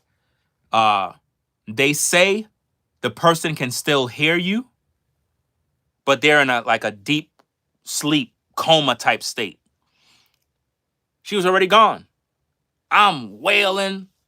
I'm all over my mom, hugging her, kissing her, crying. I can't believe this, bro. My mom is gone. And then when I look at this funeral with this woman not crying, not showing no love, the so-called stepdaddy not crying, not showing no love, there's no open casket. There is nothing that indicate that this family got any love for this kid. It was like a damn blood sacrifice ritual. I did not see a funeral. I've been through many funerals in my family. Many. Cousins, mamas, grandmothers, uncles. I've been through them all, man. That funeral for Nolan was not a funeral. Especially a black funeral. No, it was not. That was a celebrity funeral, a ritual blood sacrifice, a pep rally for Al Sharpton and Ben Crump. That's what they did. That was not a day to celebrate Nolan Wells' life. They took that away from him. We're back now on GMA with the parents of Nolan Wells, Christine and Elmore Wansley. And I want you to please continue to tell us what you want the world to know about you. Look at the smile. So, Nolan. They went to commercial break. Wasn't she just crying? Now she cheesing? Now she cheesing for the camera, guys? Cheesing for the camera. Look at this. Wells, Christina and Elmore Wansley, and I want you to please continue to tell us what you want the world to know about your son. So, Nolan was just like this bright light, right? Walk into a room, his smile, his energy was just so infectious. Like it's almost like he drew you into him. And he was just one of those people, like he always wanted everyone to be included. He didn't want anyone to feel left out. I remember one of his teachers emailing us. I can't remember what grade he was in, but You're right. Let me read that comment. If they had something to hide, they could have tossed the phone in the ocean and it would never be seen again. Right. That's what I'm saying. So it's like, why would you want to hold on to a phone knowing that he's dead? Knowing that they're going to come to your house? Knowing that everybody going to question you? Like, here's another fun fact. A lot of black influencers, and when I say black influencers, that's not an attack on black people. It's the truth. It's the facts. A lot of black influencers are the ones stirring up this racial issue. They're the ones doing it. They were going around saying, oh, Nolan's white racist friends deleted their social medias. All of this is lies, guys. If I'm one of Nolan's friends and I'm white and I see a bunch of black people on YouTube using my photo, accusing me, I'm going to deactivate my social media. You know why? Because I don't want all of this harassment coming my way, especially if you're a parent and your kid is being harassed on social media by a bunch of influencers who want a YouTube check. My eldest daughter just turned 18. July 18th was her birthday. Just turned 18. These youngins are 17, 18, 19. If I come online and see a bunch of influencers bashing my kid, I'm going to be like, look, I don't want them all on your social media, all in your business. Deactivate your page, put it on private, whatever. Just for the meantime till things cool down. It doesn't mean guilt. It means I'm protecting my kids. You see what I'm saying? So when they going around saying that they deleted their pages, that's a lie. Because they're trying to make it seem like, oh, they deleted their pages because they're guilty. They're hiding something. First of all, what is on their social media? What are they going to put a dead body on their social media? What are they going to put they had video of Nolan being unalive on their social media? Why would you do that? No, they closed their social medias or they put it on private because people were sending hate mail. Makes sense, right? Makes perfect sense. basically, it was math class. They had a special needs student, and she asked a question, and Nolan got everyone to put their hands down because he wanted that student to answer. I don't want to hear none of this stuff that she's saying.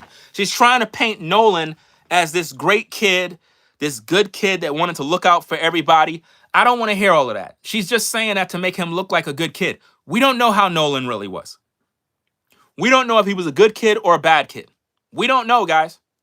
You don't know Nolan. I've seen videos of mothers of kids that murdered people. How many of you seen these news stories of a black kid that murdered people, got arrested, and their mother is on social media talking about, oh, my kid was a good kid. He was an honor roll student. He wanted to help everybody. We seen the same thing with Carmelo Anthony. Carmelo murdered Austin, and his parents was talking about how much of a good kid he is.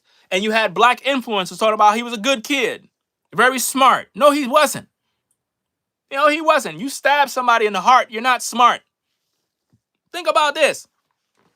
A lot of us, we cannot wait for Grand Theft Auto 6 to come out.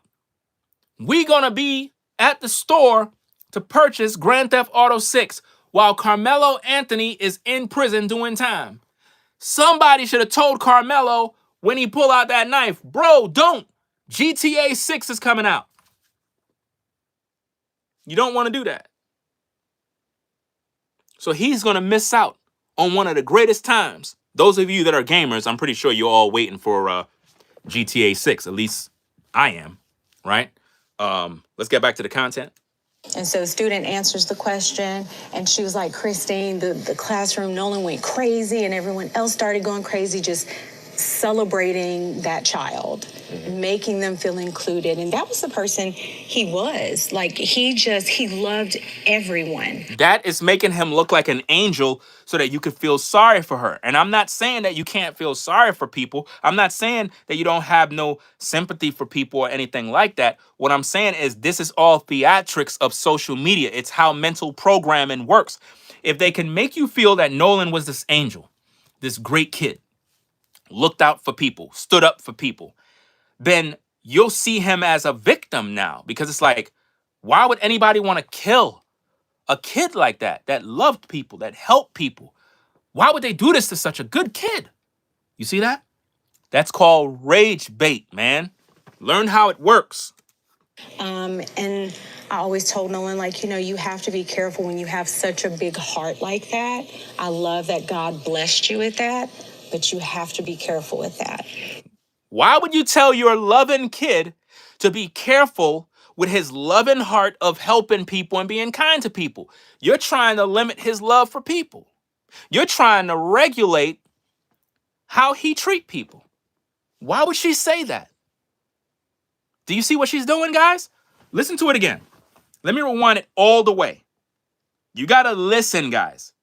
You got to listen to how this woman is speaking, because it's very dangerous, guys. Very dangerous. It's almost like he drew you into him. And he was just one of those people, like, he always wanted everyone to be included. He didn't want anyone to feel left out. I remember one of his teachers emailing us. I can't remember what grade he was in, but basically it was math. How you can't remember what grade he was in and you his mama?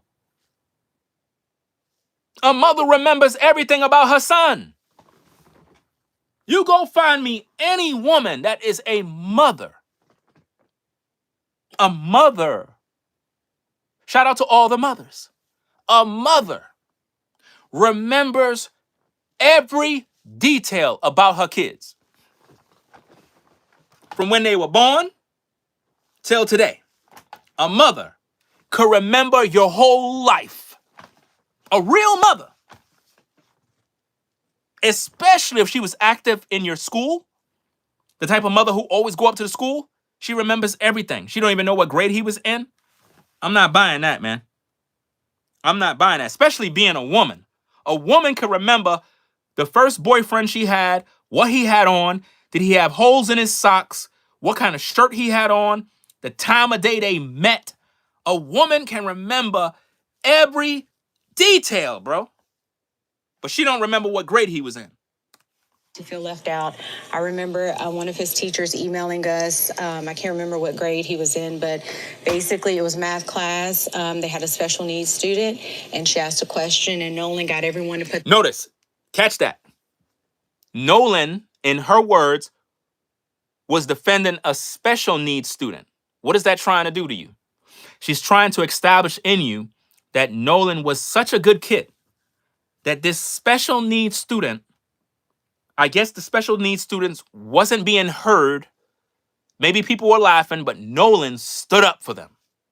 That's to paint the illusion that Nolan was this perfect kid that looked out for people.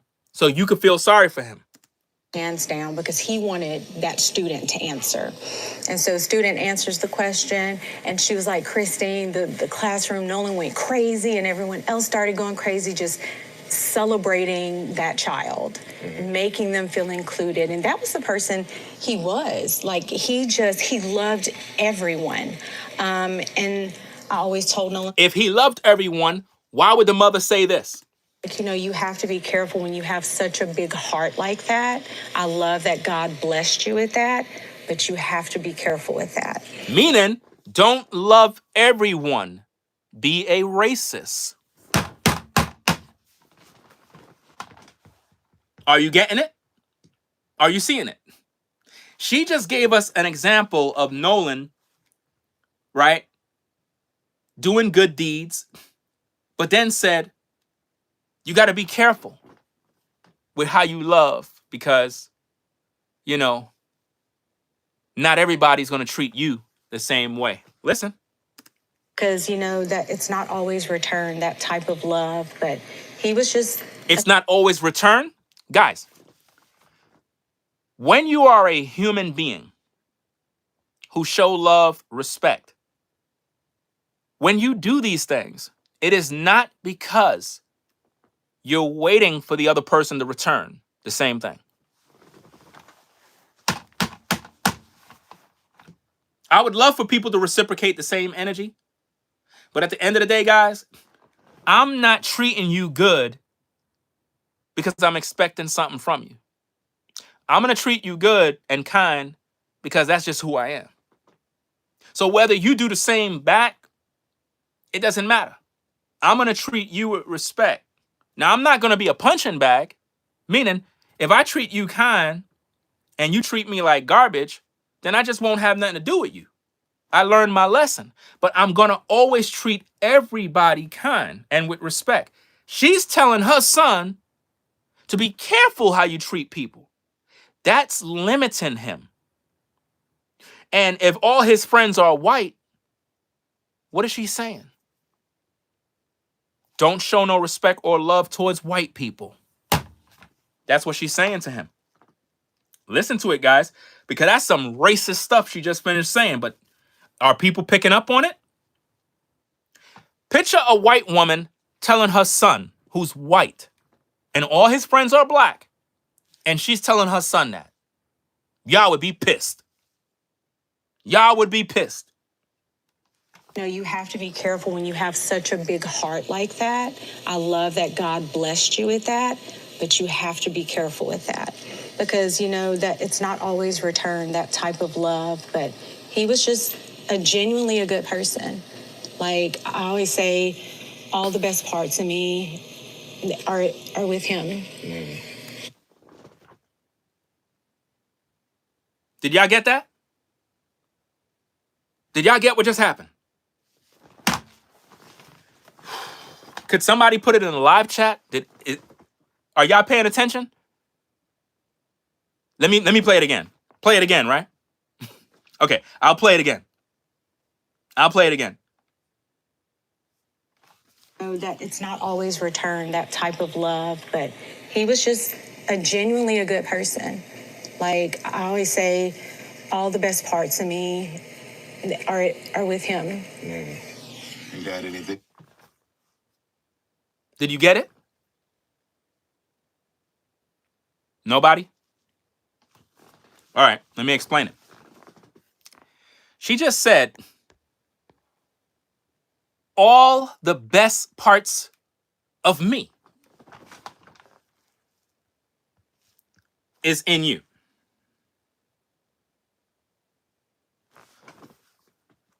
What about his so-called father, the stepdad? Nothing of him is in him, right? Think about how selfish she is to say all of the best parts of me is in you. So what about the father? Nothing. You know why? Because that man that's sitting there, that's not the biological father, guys. She's exposing that he's not the father.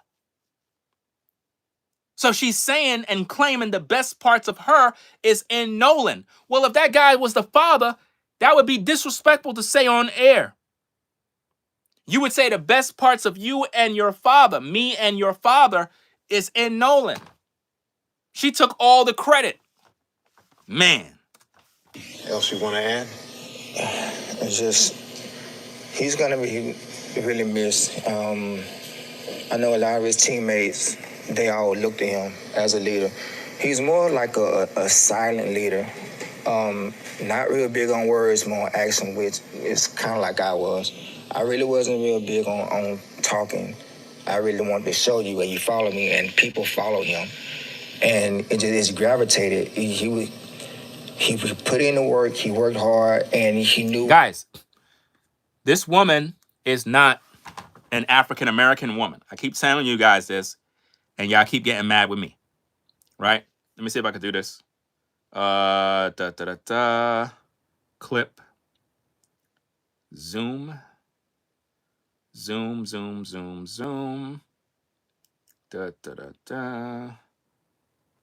Zoom in one more. Okay. This woman is Filipino, guys. This is not an African-American woman. Could we please stop calling her a black woman, please? Could we please stop doing that?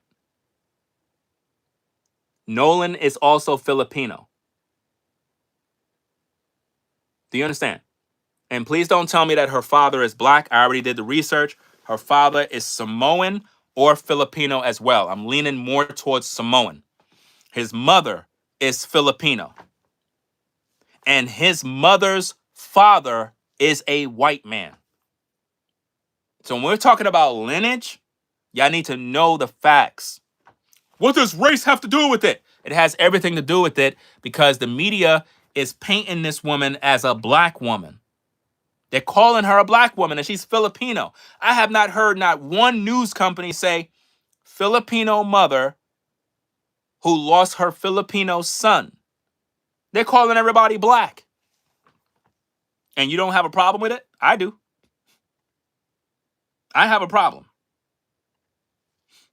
Because I believe that everybody should be identified for who they are.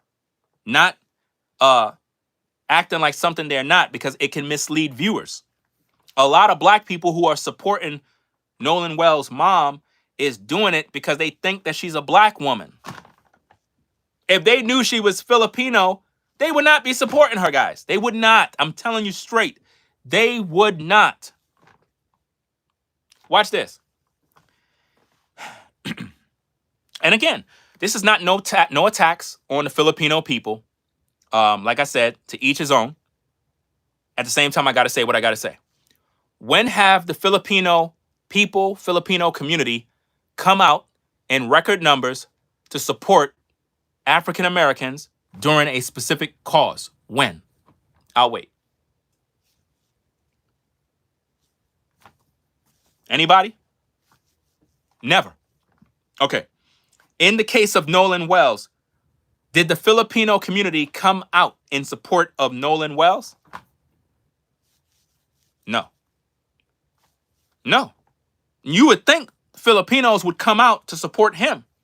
But no, because even they see him as a so-called African American.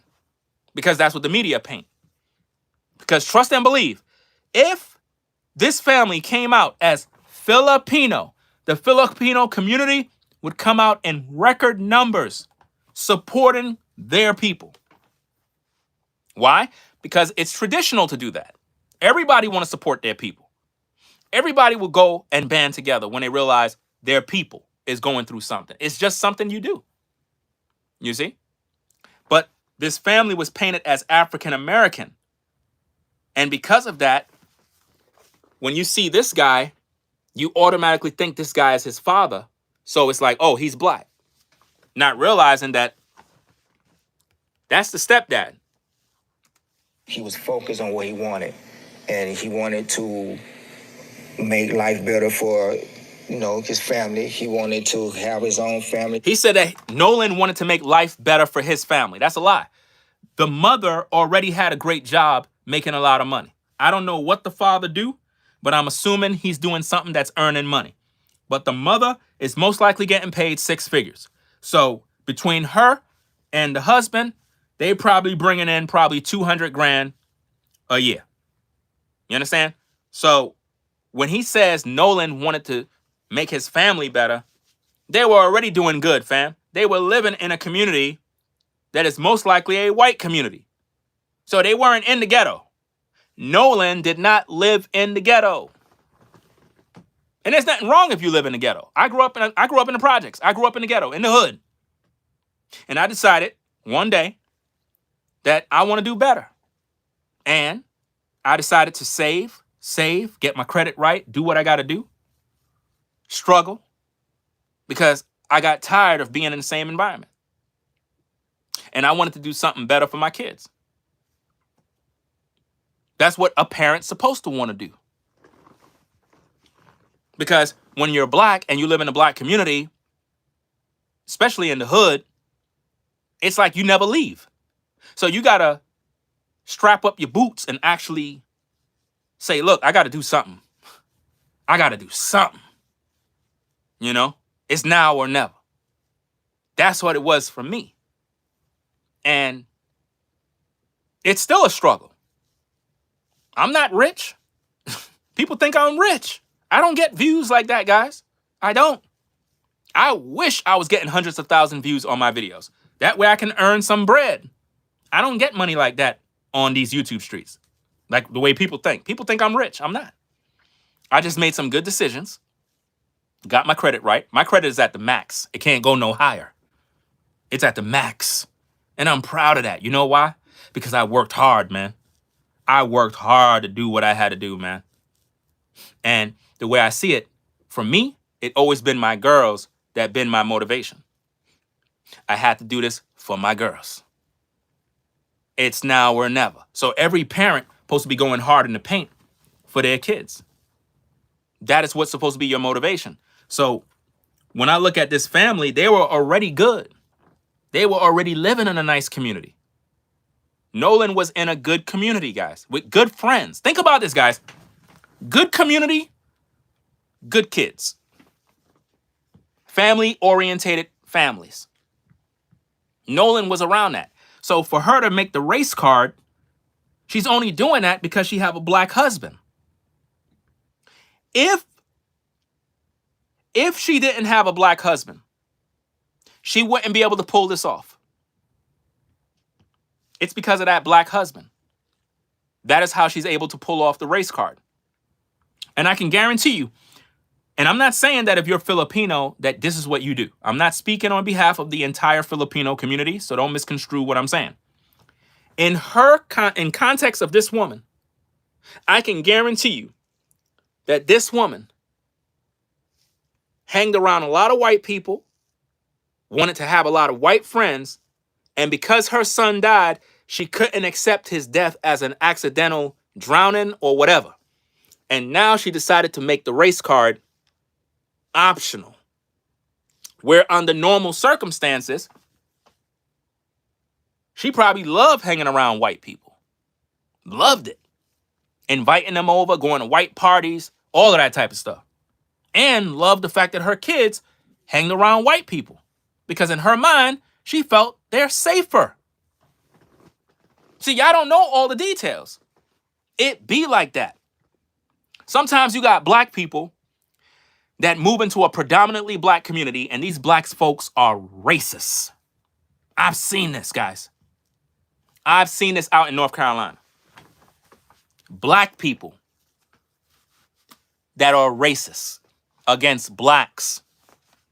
How many of you black folk ever been around black folk that are so high-minded, they try to fit in with white people to the point where they treat you like garbage, man? Because they see you as competition. It's sick, guys. It is sick. I remember one time we ran into a woman, a black woman in the streets. It was out, we was actually, this is before we actually moved out to North Carolina. I could tell that this black woman she had money. I could tell when people got money.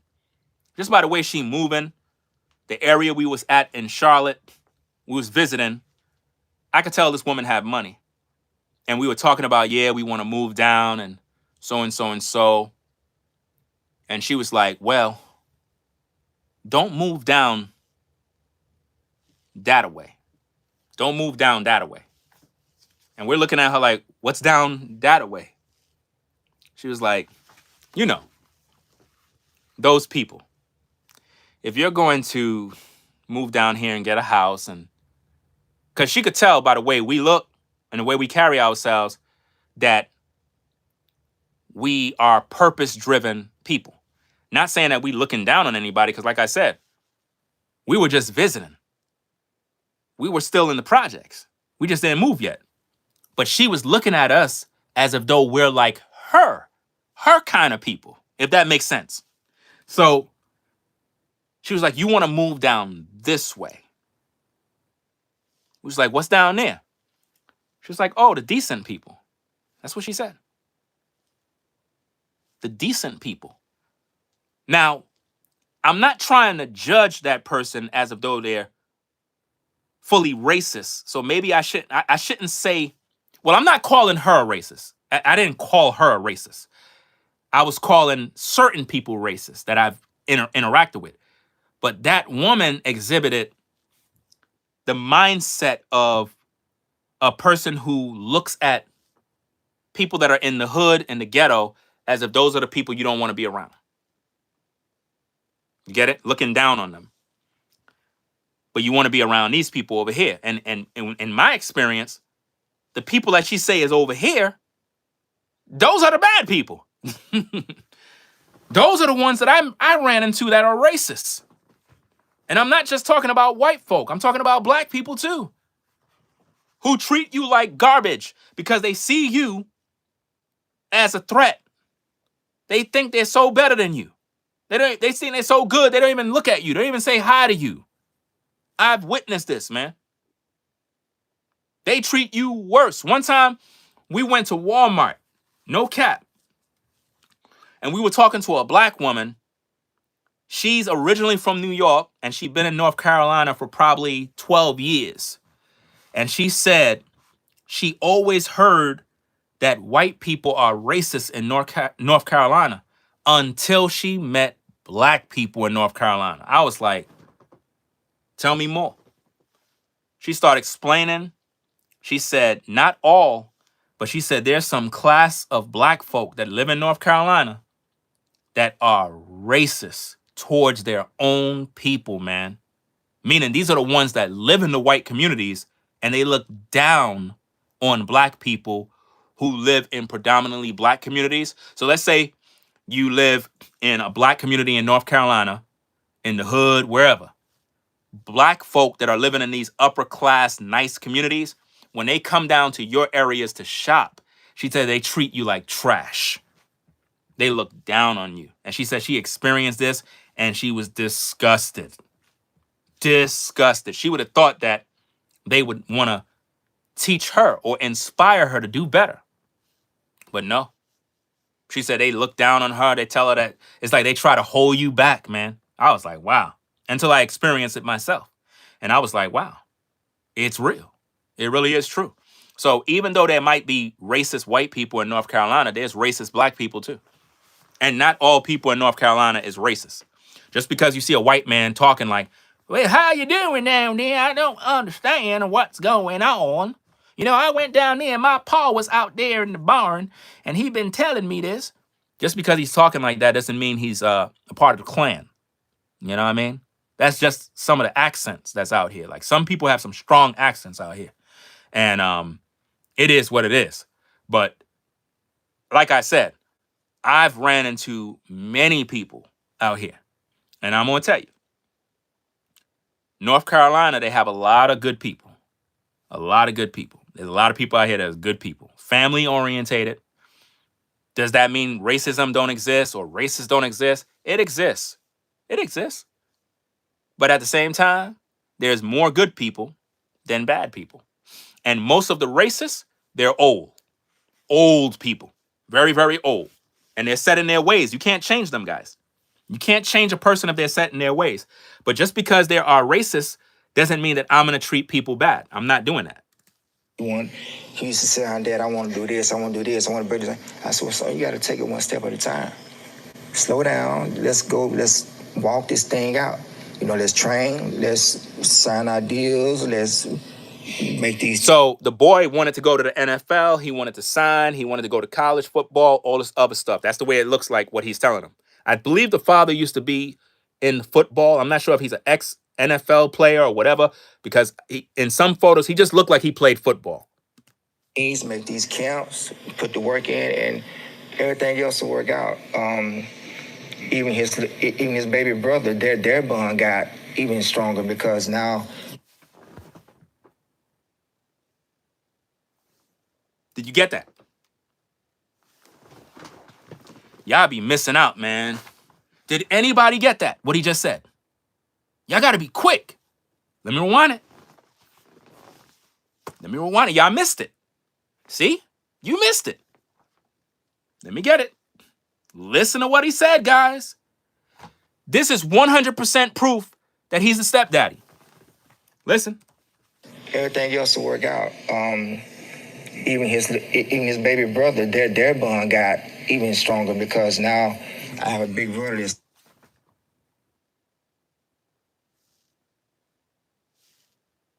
Did you get it? One more time. Listen.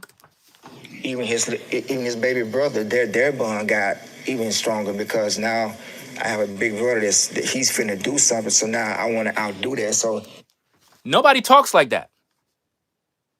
That their bond got stronger. Their bond got stronger. If this is his blood brother, they already bond.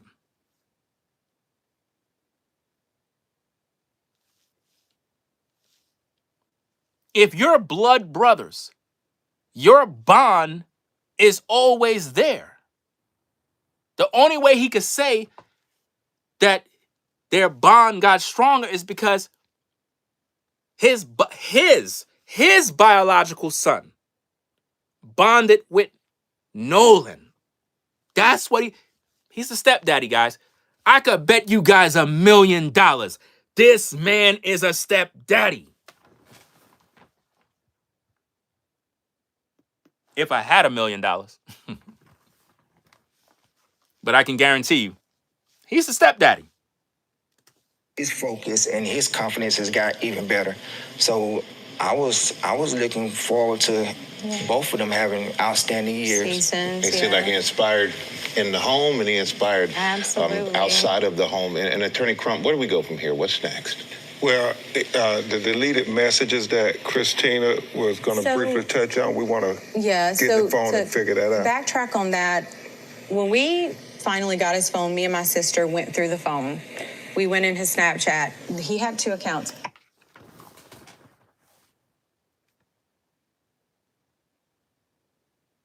You get that? Did you get it? Let's wind it back. Listen. Yeah, Get the phone and figure that out. Backtrack on that. When we finally got his phone, me and my sister went through the phone. Her and her sister went through Nolan's phone.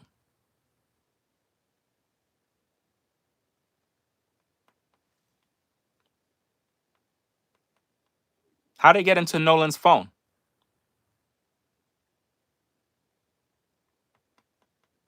I want you to think about this.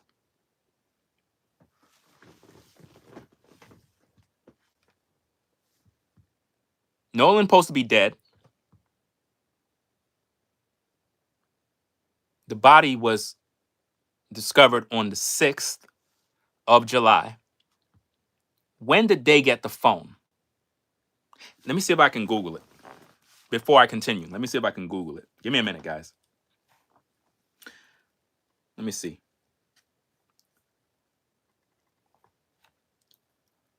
What date did Nolan Wells' mother get his phone?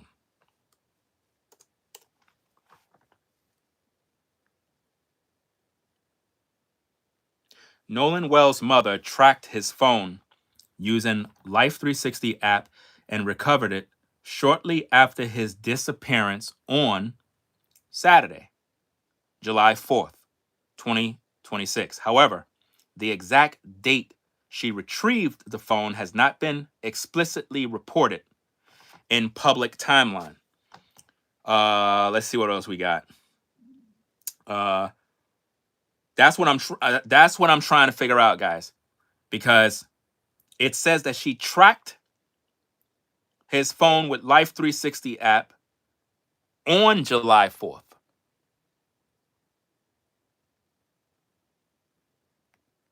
It's kind of early, right, to be tracking somebody. But it is what it is. What I'm trying to figure out is, when did she receive the phone?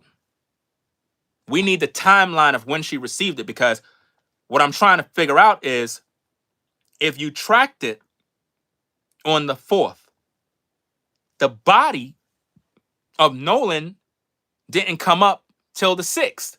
So how she get into the phone? It's not like you got his body to get a thumbprint or eye scan. So how you get in the phone? How she know his passwords? Because to be honest with you, 18-year-olds are not giving their mothers no passwords. I don't know the passwords to my daughter's phone. I don't know anything. That's none of my business. Her phone is her phone. I never am interested in knowing what my daughter is doing on her phone. You know why? Because she got to grow up. She's 18. She's doing her own thing. As long as she listens to my messages and make her own decisions, she got to learn. You know? You got to let them fly. So how the mother get a hold of his phone to be in the phone? That's what y'all got to question that. Because there's ways to get in a phone, right? There's ways to get in a phone, especially via like a computer, email. There's certain I know how to get into phones. There was a time when I forgot the password and I had to do something to get into the phone and whatnot. And sometimes you can make a mistake and delete your phone, not realizing it. And I'm thinking that's probably what she did. Meaning she went in to try to do something and made a mistake and deleted something. And then she's making it seem like somebody else did that. But that's neither here nor there. We're trying to figure out when was the timeline. And it's not giving me when she got a hold of the phone. Because what I'm trying to establish here is if the body of Nolan was discovered on the 6th of July and she don't have access to that body because that body is with them people doing autopsies and all sorts of stuff, then she don't got access to get in the phone if it's a thumb scan, eye scan, whatever was used. But if she have Nolan's passwords, I just don't see that. Because the same way they're saying an 18-year-old would not leave his phone on a boat and all that goofy stuff, an 18-year-old would not have his mama knowing his passwords, knowing that she'll be all up in his DMs, checking his messages, being nosy, and you know that. They're gonna be nosy. Gonna be looking all through your emails and your Instagram DMs. That's just wrong. Like, you don't even supposed to be in there as a parent. Right? But let's get back to the content. Make sure you guys hit the like button, subscribe to the channel if you're new. In his Snapchat, he had 2 accounts, absolutely nothing. It wasn't even 24 hours, which is how long videos and pictures stay in Snapchat. She's lying. She's lying. You know why? Because she's speaking as if though, oh, we got a timeline. We got a timeline, guys. Don't you just love this investigative news reporting? Watch this, guys. She got that phone on July 4th. On July 4th or July 5th, she got the phone. How do we know that? Her own words. Listen. It wasn't even 24 hours, Hold which on. is how long video. Hold on. Her own words convicts her. Figure that out. Backtrack on that. When we finally got his phone, me and my sister went through the phone. We went in his Snapchat. He had 2 accounts, absolutely nothing. It wasn't even 24 hours, which is how long videos and pictures stay in Snapchat. And I was just like, She said it wasn't even 24 hours. So if Nolan disappeared on July 4th, that means she got a hold of the phone on July 5th within the 24-hour cycle. But she's saying that it was empty, it was deleted. And then she tried to use an excuse by saying, oh, the 24-hour cycle wasn't even, it was like within the 24-hour cycle. So why everything was deleted? First of all, she don't know that. The 24-hour cycle could already been done. And it removed whatever was there. Do you see that? So because of her lies, All these influencers went around social media talking about Nolan's friends deleted his phone. Listen to it again, because it's her words that start all these rumors and lies on social media. He had 2 accounts, absolutely nothing. It wasn't even 24 hours, which is how long videos and pictures stay in Snapchat. And I was just like, that can't be. Like, I've seen Nolan whenever he snaps, like when he goes and he's having fun, like he does videos. Like, there was absolutely nothing, no saved videos. And even my sister was like, yeah, that's suspicious, Michael, you know. We having an independent. They're saying that's suspicious. They all up in this kid's phone. No facts. They don't know what was deleted. They're assuming something was deleted, guys. And keep in mind, they're talking about Snapchat. They're not talking about text messages. They're not talking about video that he just shoot with his camera. They're not talking about that. The context of this is Snapchat. That's it. Why she went straight to Snapchat?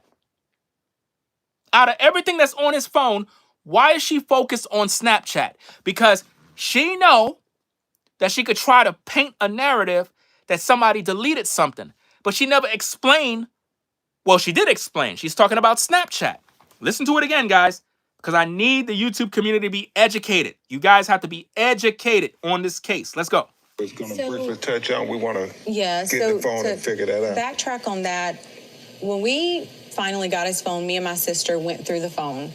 We went in his Snapchat. He had 2 accounts, absolutely nothing. It wasn't even 24 hours, which is how long videos and pictures stay in Snapchat. You see that? So she's aware of how Snapchat works, and she's using that. So the context of this phone is we're talking about Snapchat. We're not talking about nothing else but an app. Let's go. And I was just like, that can't be. Like, I've seen Nolan whenever he snaps, like when he goes and he's having fun, like he does videos like this. Remember, they're in the water, guys. They're in the water. They're on an island. There's no need for a phone. So she's assuming things like he ain't snapped nothing. He didn't do nothing. Well, why are we even focused on that if you know that these photos and videos can erase? Maybe that's what happened. She's assuming. Was absolutely nothing. No saved videos. And even my sister was like, yeah, that's suspicious. Suspicious. That word, suspicious, spread like wildfire on social media. All the black influencers ran with it, and they started making up lies, talking about Nolan Wells' white racist, white supremacist friends emptied his phone. That's what they were saying. It was like they deleted the whole phone. They deleted text messages. They deleted videos. Nowhere in this video did any of that come up. So why these influencers are lying? Because they got the lie from her. She's lying. She's making that up because she's trying to accuse his friends, guys. If you know you went and picked up the phone from the friend, why would you then turn around, say, oh yeah, something looked like they deleted it? Why would you do that? Why would you accuse them like that without no facts? If they harmed Nolan, they would have got rid of the phone too. No. We're having an independent autopsy done at the behest of his family. Colin Kaepernick helped pay for the independent autopsy. You see? We flew his body up from Mississippi to D.C. because they wanted an autopsy done by a person with no interaction with the Mississippi law enforcement. So they don't even trust Mississippi law enforcement, guys. This family don't trust law enforcement. They don't trust the autopsy people. They don't trust nothing in Mississippi. That's crazy. So not only are they accusing Nolan's friends of killing him, but they also don't trust nobody in Mississippi. So anybody that is white, they don't trust. That's crazy, right? They made it a race issue. There's an issue of trust here. You see? That is really important. And the fact that they keep trying to say, well, suggesting it was a drowning, but nobody out there reported him drowning. It's not. How could anybody report him? How could anybody report that Nolan drowned if they didn't see anything? Again, let's go back to the Akin Liverpool case. Let me put this on the screen, guys, because I need for you folks to really know what's happening here. Let me get this on the screen because I think I got it on this system. I don't know if I do. I think I showed it the other night. Because some of y'all are here, y'all probably don't even know who is Akin Liverpool. You probably don't even know who that is. Right? But let me show you this. Right? So this here, this is Akin Liverpool. He died the exact same way as Nolan. He was on a boat celebrating his birthday with friends. All his friends were black. All of them. Right? Hold on. Wait a minute, guys. Hold on. I didn't even plug in my cell phone. Give me a minute. Let me plug this cell phone in. I forgot to plug my cell phone in to make it charge, guys. Uh-oh. This is not good. I got to make sure that we charge up. All right. We should be good now. Yeah. We should be good. All right. We should be good now. Let me see. All right. Yeah, it looked like it's good now. All right. My bad. So I had to plug in my charger. I thought I had my charger plugged in the whole time, but I guess it wasn't. So let me get back to this. Let me plug this out. All right. I don't need that. So Akin Liverpool is a black man who is within the age groups of between 18 to 23. Celebrating his birthday, he was on the boat with his friends who are all black. It is said in the news report that he was drinking and that he was dancing on the end of the boat. Somehow he fell into the water. And guess what? None of his friends seen when it happened. They got back to the docking place. Everybody was like, yo, where Akin at? Yo, Akin is not on the boat. So they contacted the captain. They told the captain, it was like, yo, I think something happened. He's not on the boat. The captain contacted law enforcement, Coast Guard, everybody. They go on this major search for Akin Liverpool. Couldn't find him. Then eventually they end up finding the body. He dead. Family started a GoFundMe, basically trying to hustle. Now again, no disrespect to the family, but I would not support this family at all. And I'm not going to use my platform to tell you guys to support this family because they're doing the same thing that Nolan Wells' family did. If you look, guys, carefully, look at that. They already gained $13,000, but look at their goal. This family won $100,000. $100,000 for what? For what? When you read it, they're talking about we're going to do a full investigation. We want to find out what happened to Akin Liverpool. His friends was there. We want to know what happened. How did he die? So basically, they're trying to accuse their black friends. But guess what? Nobody's pushing this on the news. The news media is not pushing it. There's no coverage of it. And most of you, this is probably your first time hearing about that. And because it's a black man and all his friends were black, Ben Crump won't show up. Al Sharpton won't show up because it's not profitable. You can't spread racism. You can't use rage bait in situations like that. Similar to black on black crime. You would never see Ben Crump or Al Sharpton when it's black on black crime, right? You would never see them when it comes to this case.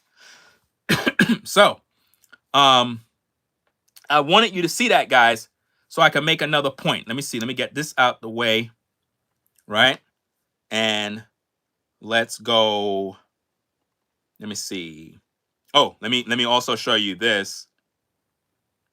Did I show you this? I don't even think I did. Wait a minute. I don't even think I did.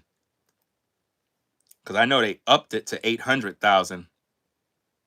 Yeah. They upped it to 800,000. The GoFundMe for Nolan Wells, and they did it on the day of the funeral, guys. Look at that. Nolan Wells, it's at 750, but now it's at 850. Look at all that money they raised, guys. For what? They didn't use none of that for the funeral. They didn't use that for no investigation. Colin Kaepernick paid for that. Colin Kaepernick paid for the investigation. Tyler Perry paid for the funeral. So all that money goes into their pocket. I'm telling you, man. It's like black folk always getting played.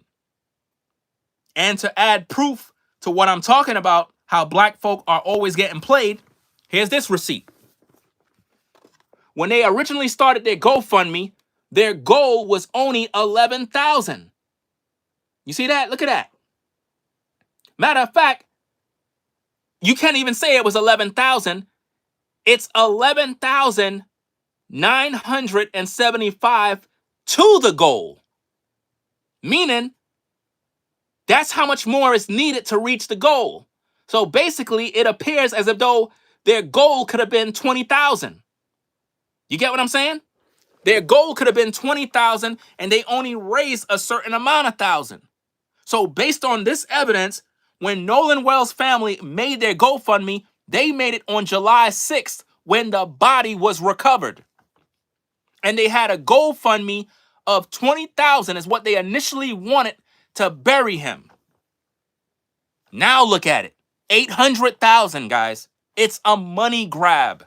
Why can't people believe that? Why does this family need 800,000? Come on. For what? For what? Black people gave Carmelo Anthony $700,000. His family went and got houses and cars. And guess what? Carmelo got to do 35 years. So all that money was wasted. All that money was wasted, guys. Wasted. Let me get back the video. Where is it? Where is it? Where is it? Da da da da. Put it somewhere here. Okay, let's get back to the video. And honestly, we Mississippi law enforcement, because there's an issue of trust here that is really important. And the fact that they keep trying to say, well, suggesting it was a drowning, but nobody out there reported him drowning, it's not adding up, Michael. Again, now I can make my point now that you saw the Aken Liverpool. Nobody knew that Liverpool fell into the water. Nobody knew. So why is Crump saying nobody reported anything? How? Nobody's seen anything. Nobody's seen anything. They're like, oh, somebody had to see something. Not necessarily. It don't make no sense. It is not adding up. And honestly, we are doing this because at the end of the day, I would hope any parent would fight for their kids to find out if anything happened, what did happen. If anything happened. If anything happened. So we just want honesty and transparency. We want a thorough investigation. We want that same respect that would be given to anybody else, and that's it. We just want answers. Well, we really appreciate all of you being here. We hope you get the answers that you deserve to have, and we hope you get the closure that you need. Thank you all for being here. Thank you, Mike. More on the mysterious death. Now, that being said, let me focus on just communicating regular. Let's look at all these lies. The mother basically was the one who spread this rumor that the friends or a legend that somebody deleted stuff from Nolan's phone. That's a lie. It's what she assumed. She feel that something was deleted. There's no facts that point to something was deleted because they never had an investigation on the phone. Heck, if she give me Nolan phone, I got the software. I could plug that phone up to this computer and I can literally restore anything on that phone that was deleted. But now watch this. If it was on Snapchat and Snapchat automatically deletes stuff, I don't have Snapchat, so I don't know how that stuff works. I'm just taking what she say. If she say that's how it works, 24 hours, blah, blah, blah, I don't know. But if something delete from Snapchat, I can't get it because why? It's on Snapchat's servers. So even if I try to use software to recover deleted stuff, that's more or less stuff like text messages, videos that is on your phone that you took with your camera, stuff like that. I can recover all of that stuff. I got the software. You know, if anything is deleted on my computer, I can restore it. I can restore anything, cell phone, whatever. I can find all of that stuff. But now if it's on an app, then I can't restore that. The only ones who can restore that would be the app, which means if they're doing an internal investigation on oh, let's say something was deleted on Snapchat, they would have to go to that company, right? Pull up Nolan's account and find out if something was deleted. In other words, even for the investigation, let's say Nolan did use his phone.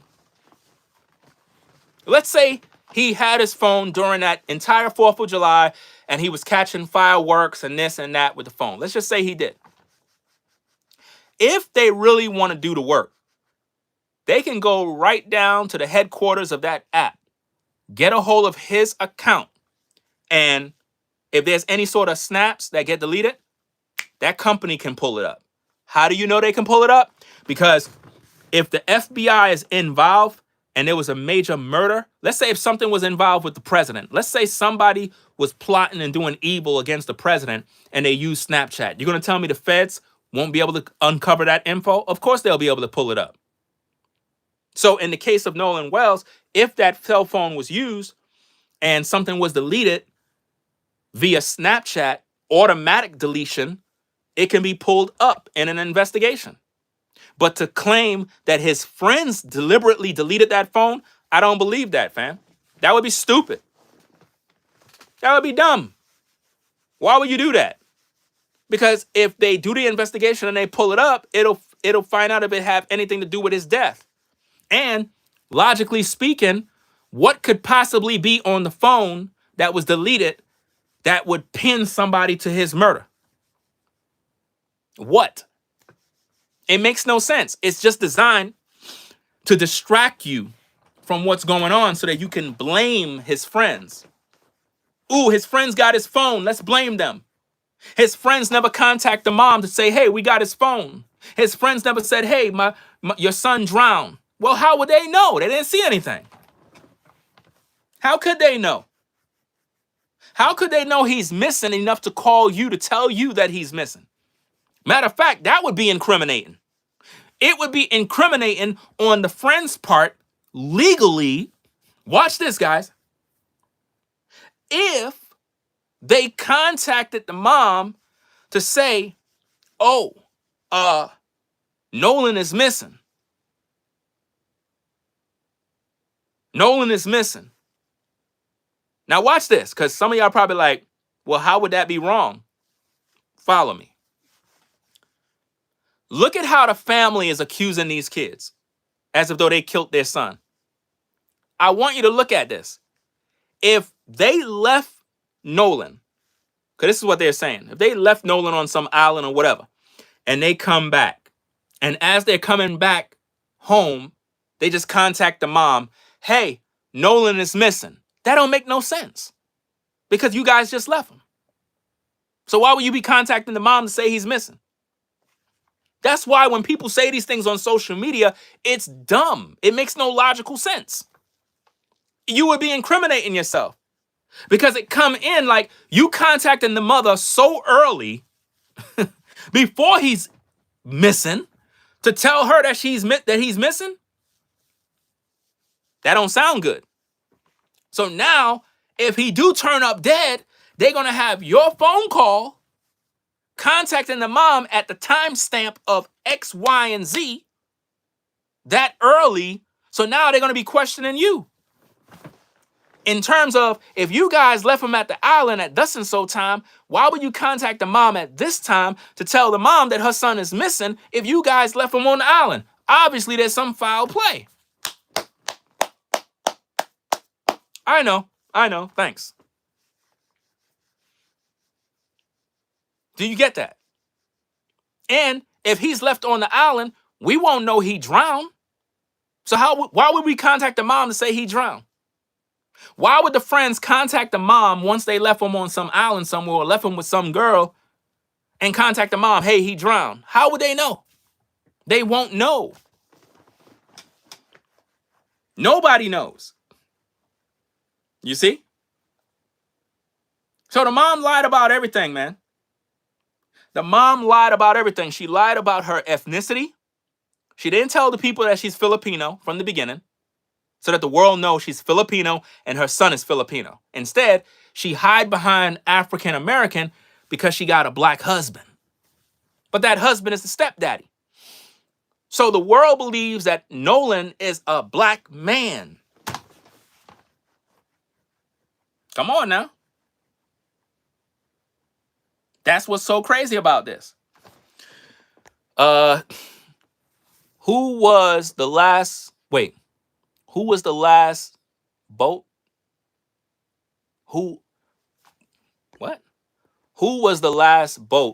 Or I guess who had the last boat to leave the island? I don't know. There was a bunch of boats out there. They making it seem like it was just Nolan with his buddies in a boat. There was a bunch of boats. That was the spot where all the kids hang out, guys. That was the spot. It was a bunch of boats. Have it ever dawned on you, and I said this from the beginning of the case, this is a possibility, that with all those boats out there, there could have been an accident where Nolan could have been in the water. Another boat is there, and he got hit by a boat, got injured, and drowned. I said this in the beginning. There were so many boats out there. I've seen videos where people are in the water, there's boats all around, and they starting engines up, people behind the boat, people over here on the side. It's dangerous as hell. And people be in these waters, and they be at nighttime too. Nighttime. And they go driving the boat. And people in the water right there, nearly running into people. It could have been a situation like that, where Nolan got hit by a boat while in the water. Or a boat is backing up and back into him. There's so many scenarios that can happen in that water, fam. It's very dangerous. This is why you got to have safety first. If I'm out there, I'm wearing a life jacket, no matter what. I'm wearing a life jacket. I'm going to have whatchamacallit, like one of them head things. So you wear like headband with one of them lights, a light as a part of safety, that even if you're in the water or under the water, that light still work. That way, if it's nighttime or whatever the case is, I got my life jacket on. I got the light on the front. So if I'm at sea, somebody can see me. If I'm drowning, if I'm like, you can see that light. So it'll be proper protocol for me to do that if I'm out with my friends. I'm going to make sure to have proper safety. When I was on the 9-to-5, the type of job that I was working with, I was a heating maintenance worker, and I was responsible for maintaining boiler plants, boiler equipment, doing boiler overhauls, working on motors, equipment, just dealing with safety overhaul of everything. And in my training, everything was about safety. Safety with chemicals, confined spaces. You had to wear proper PPE. So with that type of training embedded in my mind, it's like, if you are in any sort of occupation that deals with that, all your OSHA training, all of that type of stuff, it's like anything in life, you think about safety first. Everything. Because anything can go wrong. anything. If I'm driving, because this happens a lot, and I'm pretty sure some of you see this type of stuff happen. You'll see a little kid, Rabbit and the little kid get out the way, go on the sidewalk and walk out the way. They'll be sitting on the street by the curb, and you trying to drive by, and they'll have their little pet dog right there running around. And you're like, you know what? Let me creep slowly. Slow. Because there's a kid there that don't want to move, and you have this dog that could just run into the street and get run over. So you creep. Safety first. You got to make sure I'm not just going to just go through, because sometimes the dog will just run into the street and get ran over. Well, in life, safety is the most important thing. Nolan, in my opinion, died of a freak accident. And the parents don't want to accept the fact that he died. They don't want to accept that. They made it a race issue because they're in Mississippi. Somebody told them, you can make this a race issue. You can make a lot of money. Somebody told them this, guys. Let me look it up. Let me look this up. Give me a minute. Let me do some quick research. Quick research, guys. Give me a minute.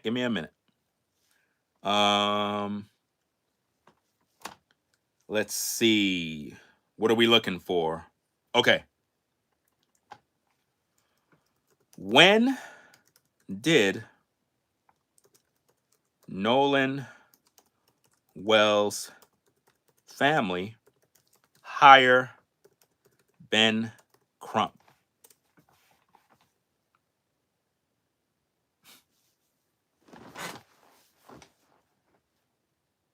The family of Nolan Wells officially retained civil rights attorney Ben Crump on July 7th.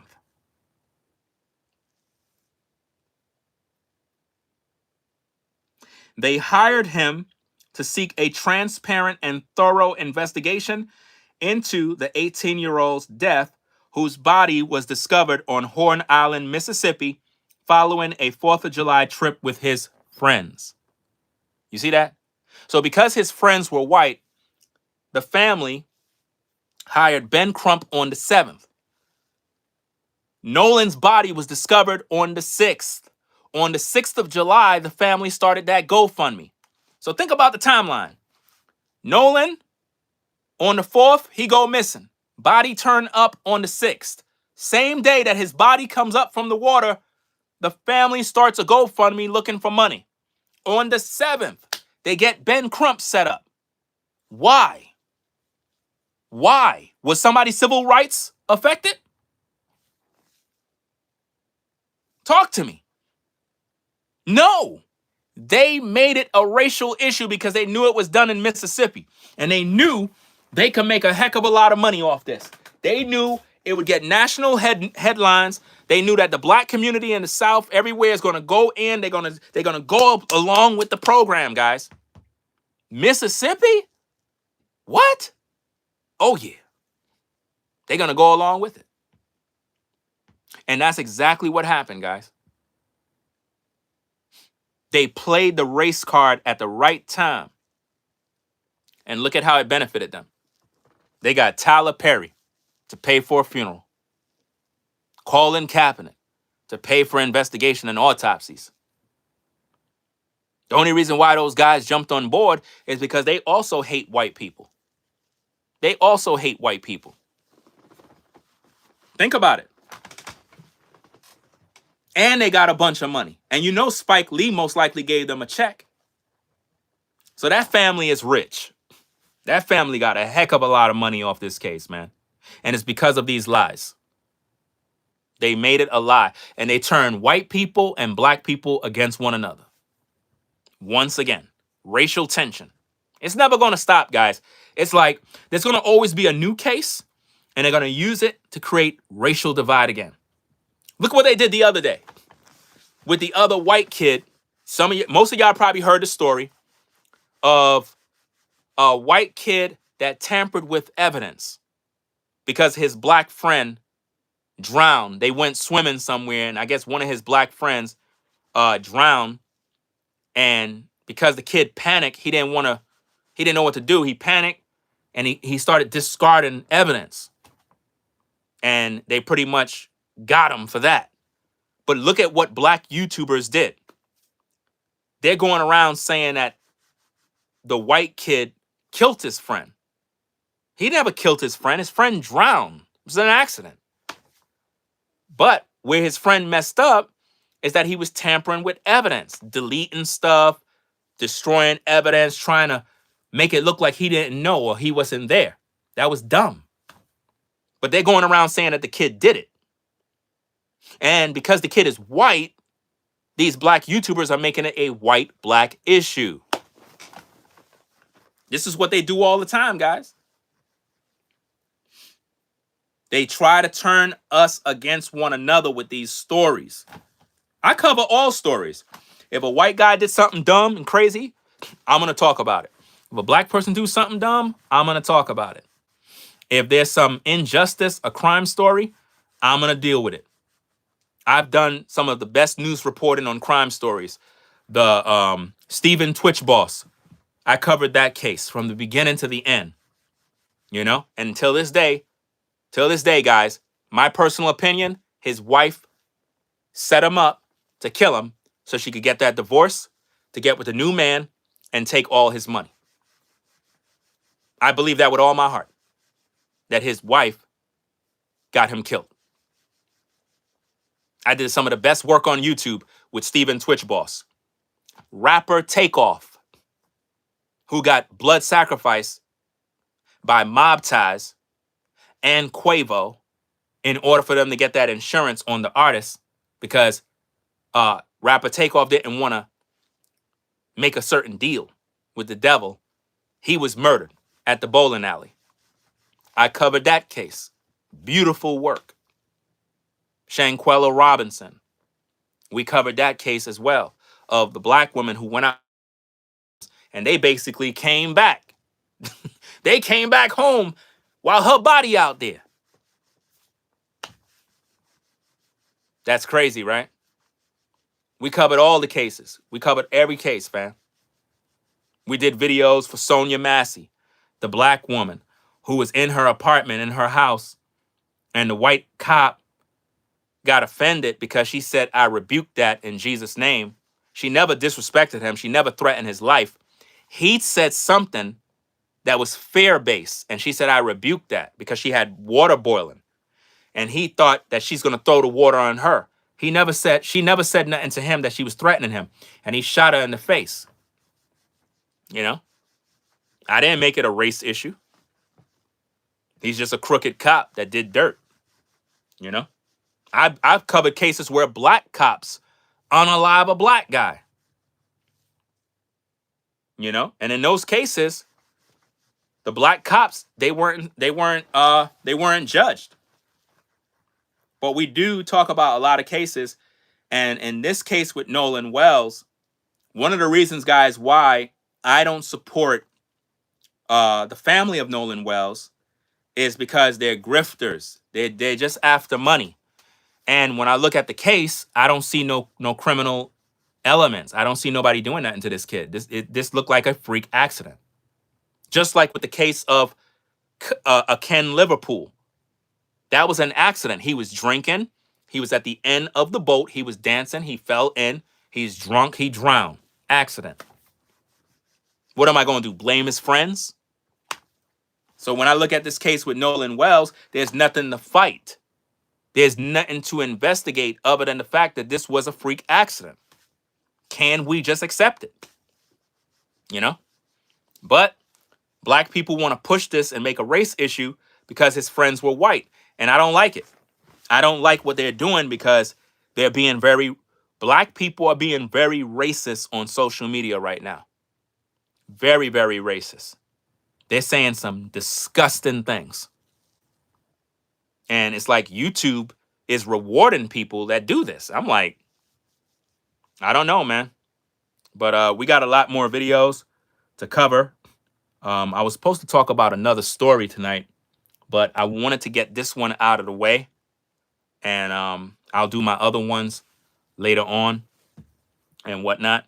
But if you're not subscribed, subscribe to the channel, guys. Make sure you do that. Welcome to Ringo TV Reactions. Make sure you guys hit the thumbs up. Guys, when you hit the thumbs up, right, you're telling YouTube, hey, we like this guy's videos. We think that he's doing an excellent job. We would like for you guys to promote his videos more so that he can get more visibility. You know, I understand that you, the people, you're the ones who make or break platforms.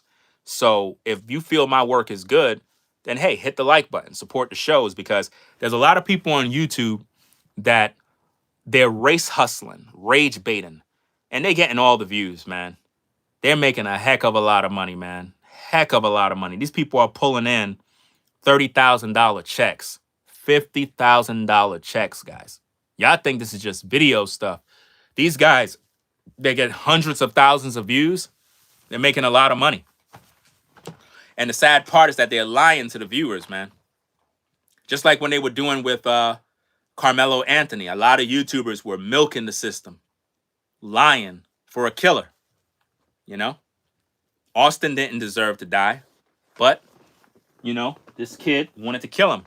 And he went and he used this weapon right here. This is the weapon that Carmelo Anthony used. Now, why would a kid have this in his backpack at a track meet, and it's on property where the school is hosting this event? Why would he have this in his bag? And keep in mind, guys, this weapon has a switch. You see that thing right there? This little rigid piece, this? You have to move it to the side like this. You see that? How it moves? That's how you close it. So it's open. This weapon, when it was in Carmelo's bag, it wasn't like this. He didn't have it in his bag like this. He had it like this. Because when Austin pushed him, he reached in his bag and just said, stabbed him. So it was already open. Why would you keep a knife in your bag like this? Sounds to me like there's more to that story than meets the eye. I feel that he went down there for that purpose, to kill him. But it is what it is. He's doing 35 years and he's not coming home. So guys, we're going to do more content, more reviews. I got to do a lot of reaction videos to a lot of the stories that these people are doing, because I don't want these YouTubers to get away with all of these lies that they've been publishing. That's why they don't like me, because I'm the voice of reason. I'm the one that actually speaks the truth, and they don't like the fact that I got integrity. And that's what infuriates most of these podcasters. So we're going to debunk the lies. We're going to continue to do our job. Hopefully you guys think I did a good job, and, you know, I get rewarded by the viewers, right? Because it's you folks that reward the content creators. So I'm going to get up on out of here, guys. So rate, comment, and subscribe to the channel. I actually like this setting in the studio room up here. It's nice and quiet, even though downstairs it's quiet too. But the thing is, if I put on the air system is right there in the backyard area. You'll hear it in my microphone. That's why I don't really want, when I'm doing my work downstairs, I don't keep the air on, because you'll hear it in my microphone. If I'm upstairs, it's perfectly quiet. So I might do more videos up here or just downstairs. It all depends. But yeah, I'm gonna keep you guys posted. I gotta do a video about the autopsy results that they're gonna drop later on today or in the week. I'm really looking forward to hear about that autopsy. So we definitely got to cover that. I'm gonna definitely keep that posted. I'm gonna check Ben Crump's website and see. I don't even know where they're gonna release it, but we'll find out. And I'm gonna go pretty much get me something to eat, do what I need to do, and I don't even know what I'm gonna eat, but I'm gonna get something. But yeah, so that's about it, I guess, right? Let me see. Is there anything else I need to add? Yeah, that's about it. That's about it. Make sure you subscribe to the channel, thumb the video up, hype the video. Leave some comments in the comment section, guys. Those of you that didn't have access to the live chat because you're not a channel member, post some comments under the video when the video is done, and let us know what you think about the content. And also, don't be shy. Join the live chat by becoming a channel member. I believe it's about $5. What's $5? Come on now. $5. Become a channel member. Come inside the comment section so you can interact with the live chat with the viewers. And that helps the platform to grow at the same time. And it is what it is. Hopefully, over time, you consider that. If you want to support my content, guys, you want to support my work financially, my Cash App should be in the live chat. I don't even know if it is. I don't even know. But if it's not, I don't know if any moderator is in the building. Maybe they could put it in the live chat if you want to support the platform. I think it's in the live chat. You can do so. I see somebody using an emoji to laugh. What exactly is funny? What exactly is funny? You're literally clicking away on the laughter thing as if though something is funny. Is it funny that I'm asking people if they want to support the platform? That's funny? That's amusing to you?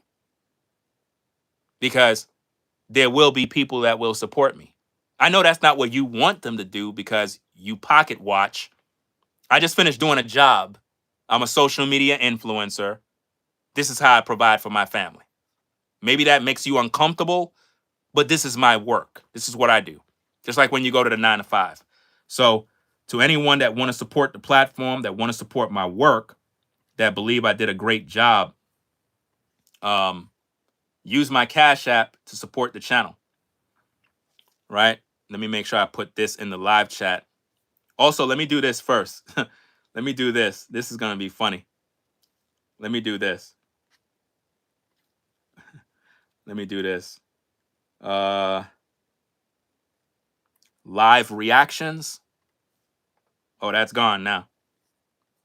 Let's see you put an emoji now. Can't do it now, right?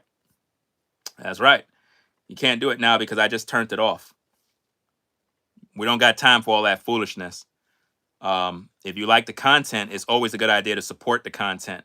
That's what helps us to keep bringing you good content, right? Obviously, the bills got to get paid, right?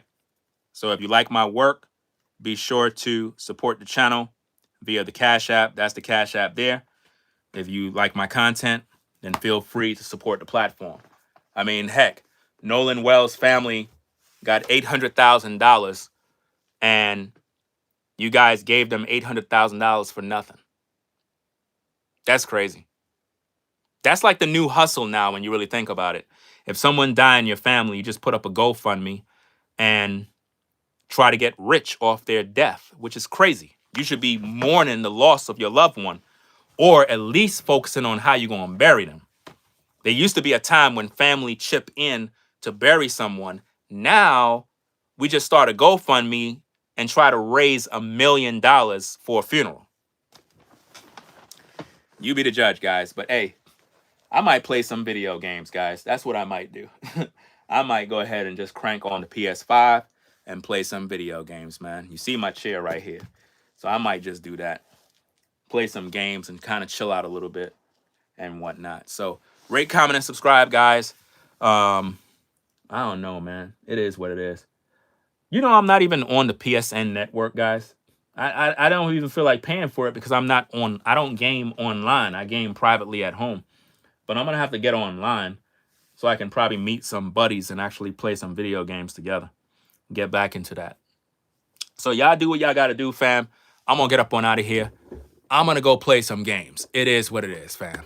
So rate, comment, and subscribe to the channel. Ringo TV Reactions. Peace and blessings to the channel members. Those of you that are in the building, appreciate you coming through. You said what are the purple crowns? I don't even know what all this stuff is, guys. I'm just being honest with you. YouTube have so many new features that I'm probably not even using. I don't even know. I really don't. I got to look it up. Just Google it. What are the crowns for? I don't even know. I really don't know, guys. But shout out to all the channel members, the moderators that came through. Peace and blessings to everybody. I'm going to get up on out of here, go get me something to eat. right? So y'all take care. If you're on the road, drive safe. Shout out to all my truckers out there. And make sure you guys stay out of these truckers' way. Let them do their job. You know what I mean? They helping us out in a great way. So shout out to all the truckers out there, Amazon workers, UPS, FedEx, United States Parcel Service, United States, what is that other one? DHL. And who else? Did I miss anybody? I think I got everybody. Yeah, I got everybody. All delivery workers. Shout out to all of them, right? And everybody on the 9 to 5 that watch the platform. So I'm out, y'all. Y'all take care. Catch you in the next stream. I'm out. Peace.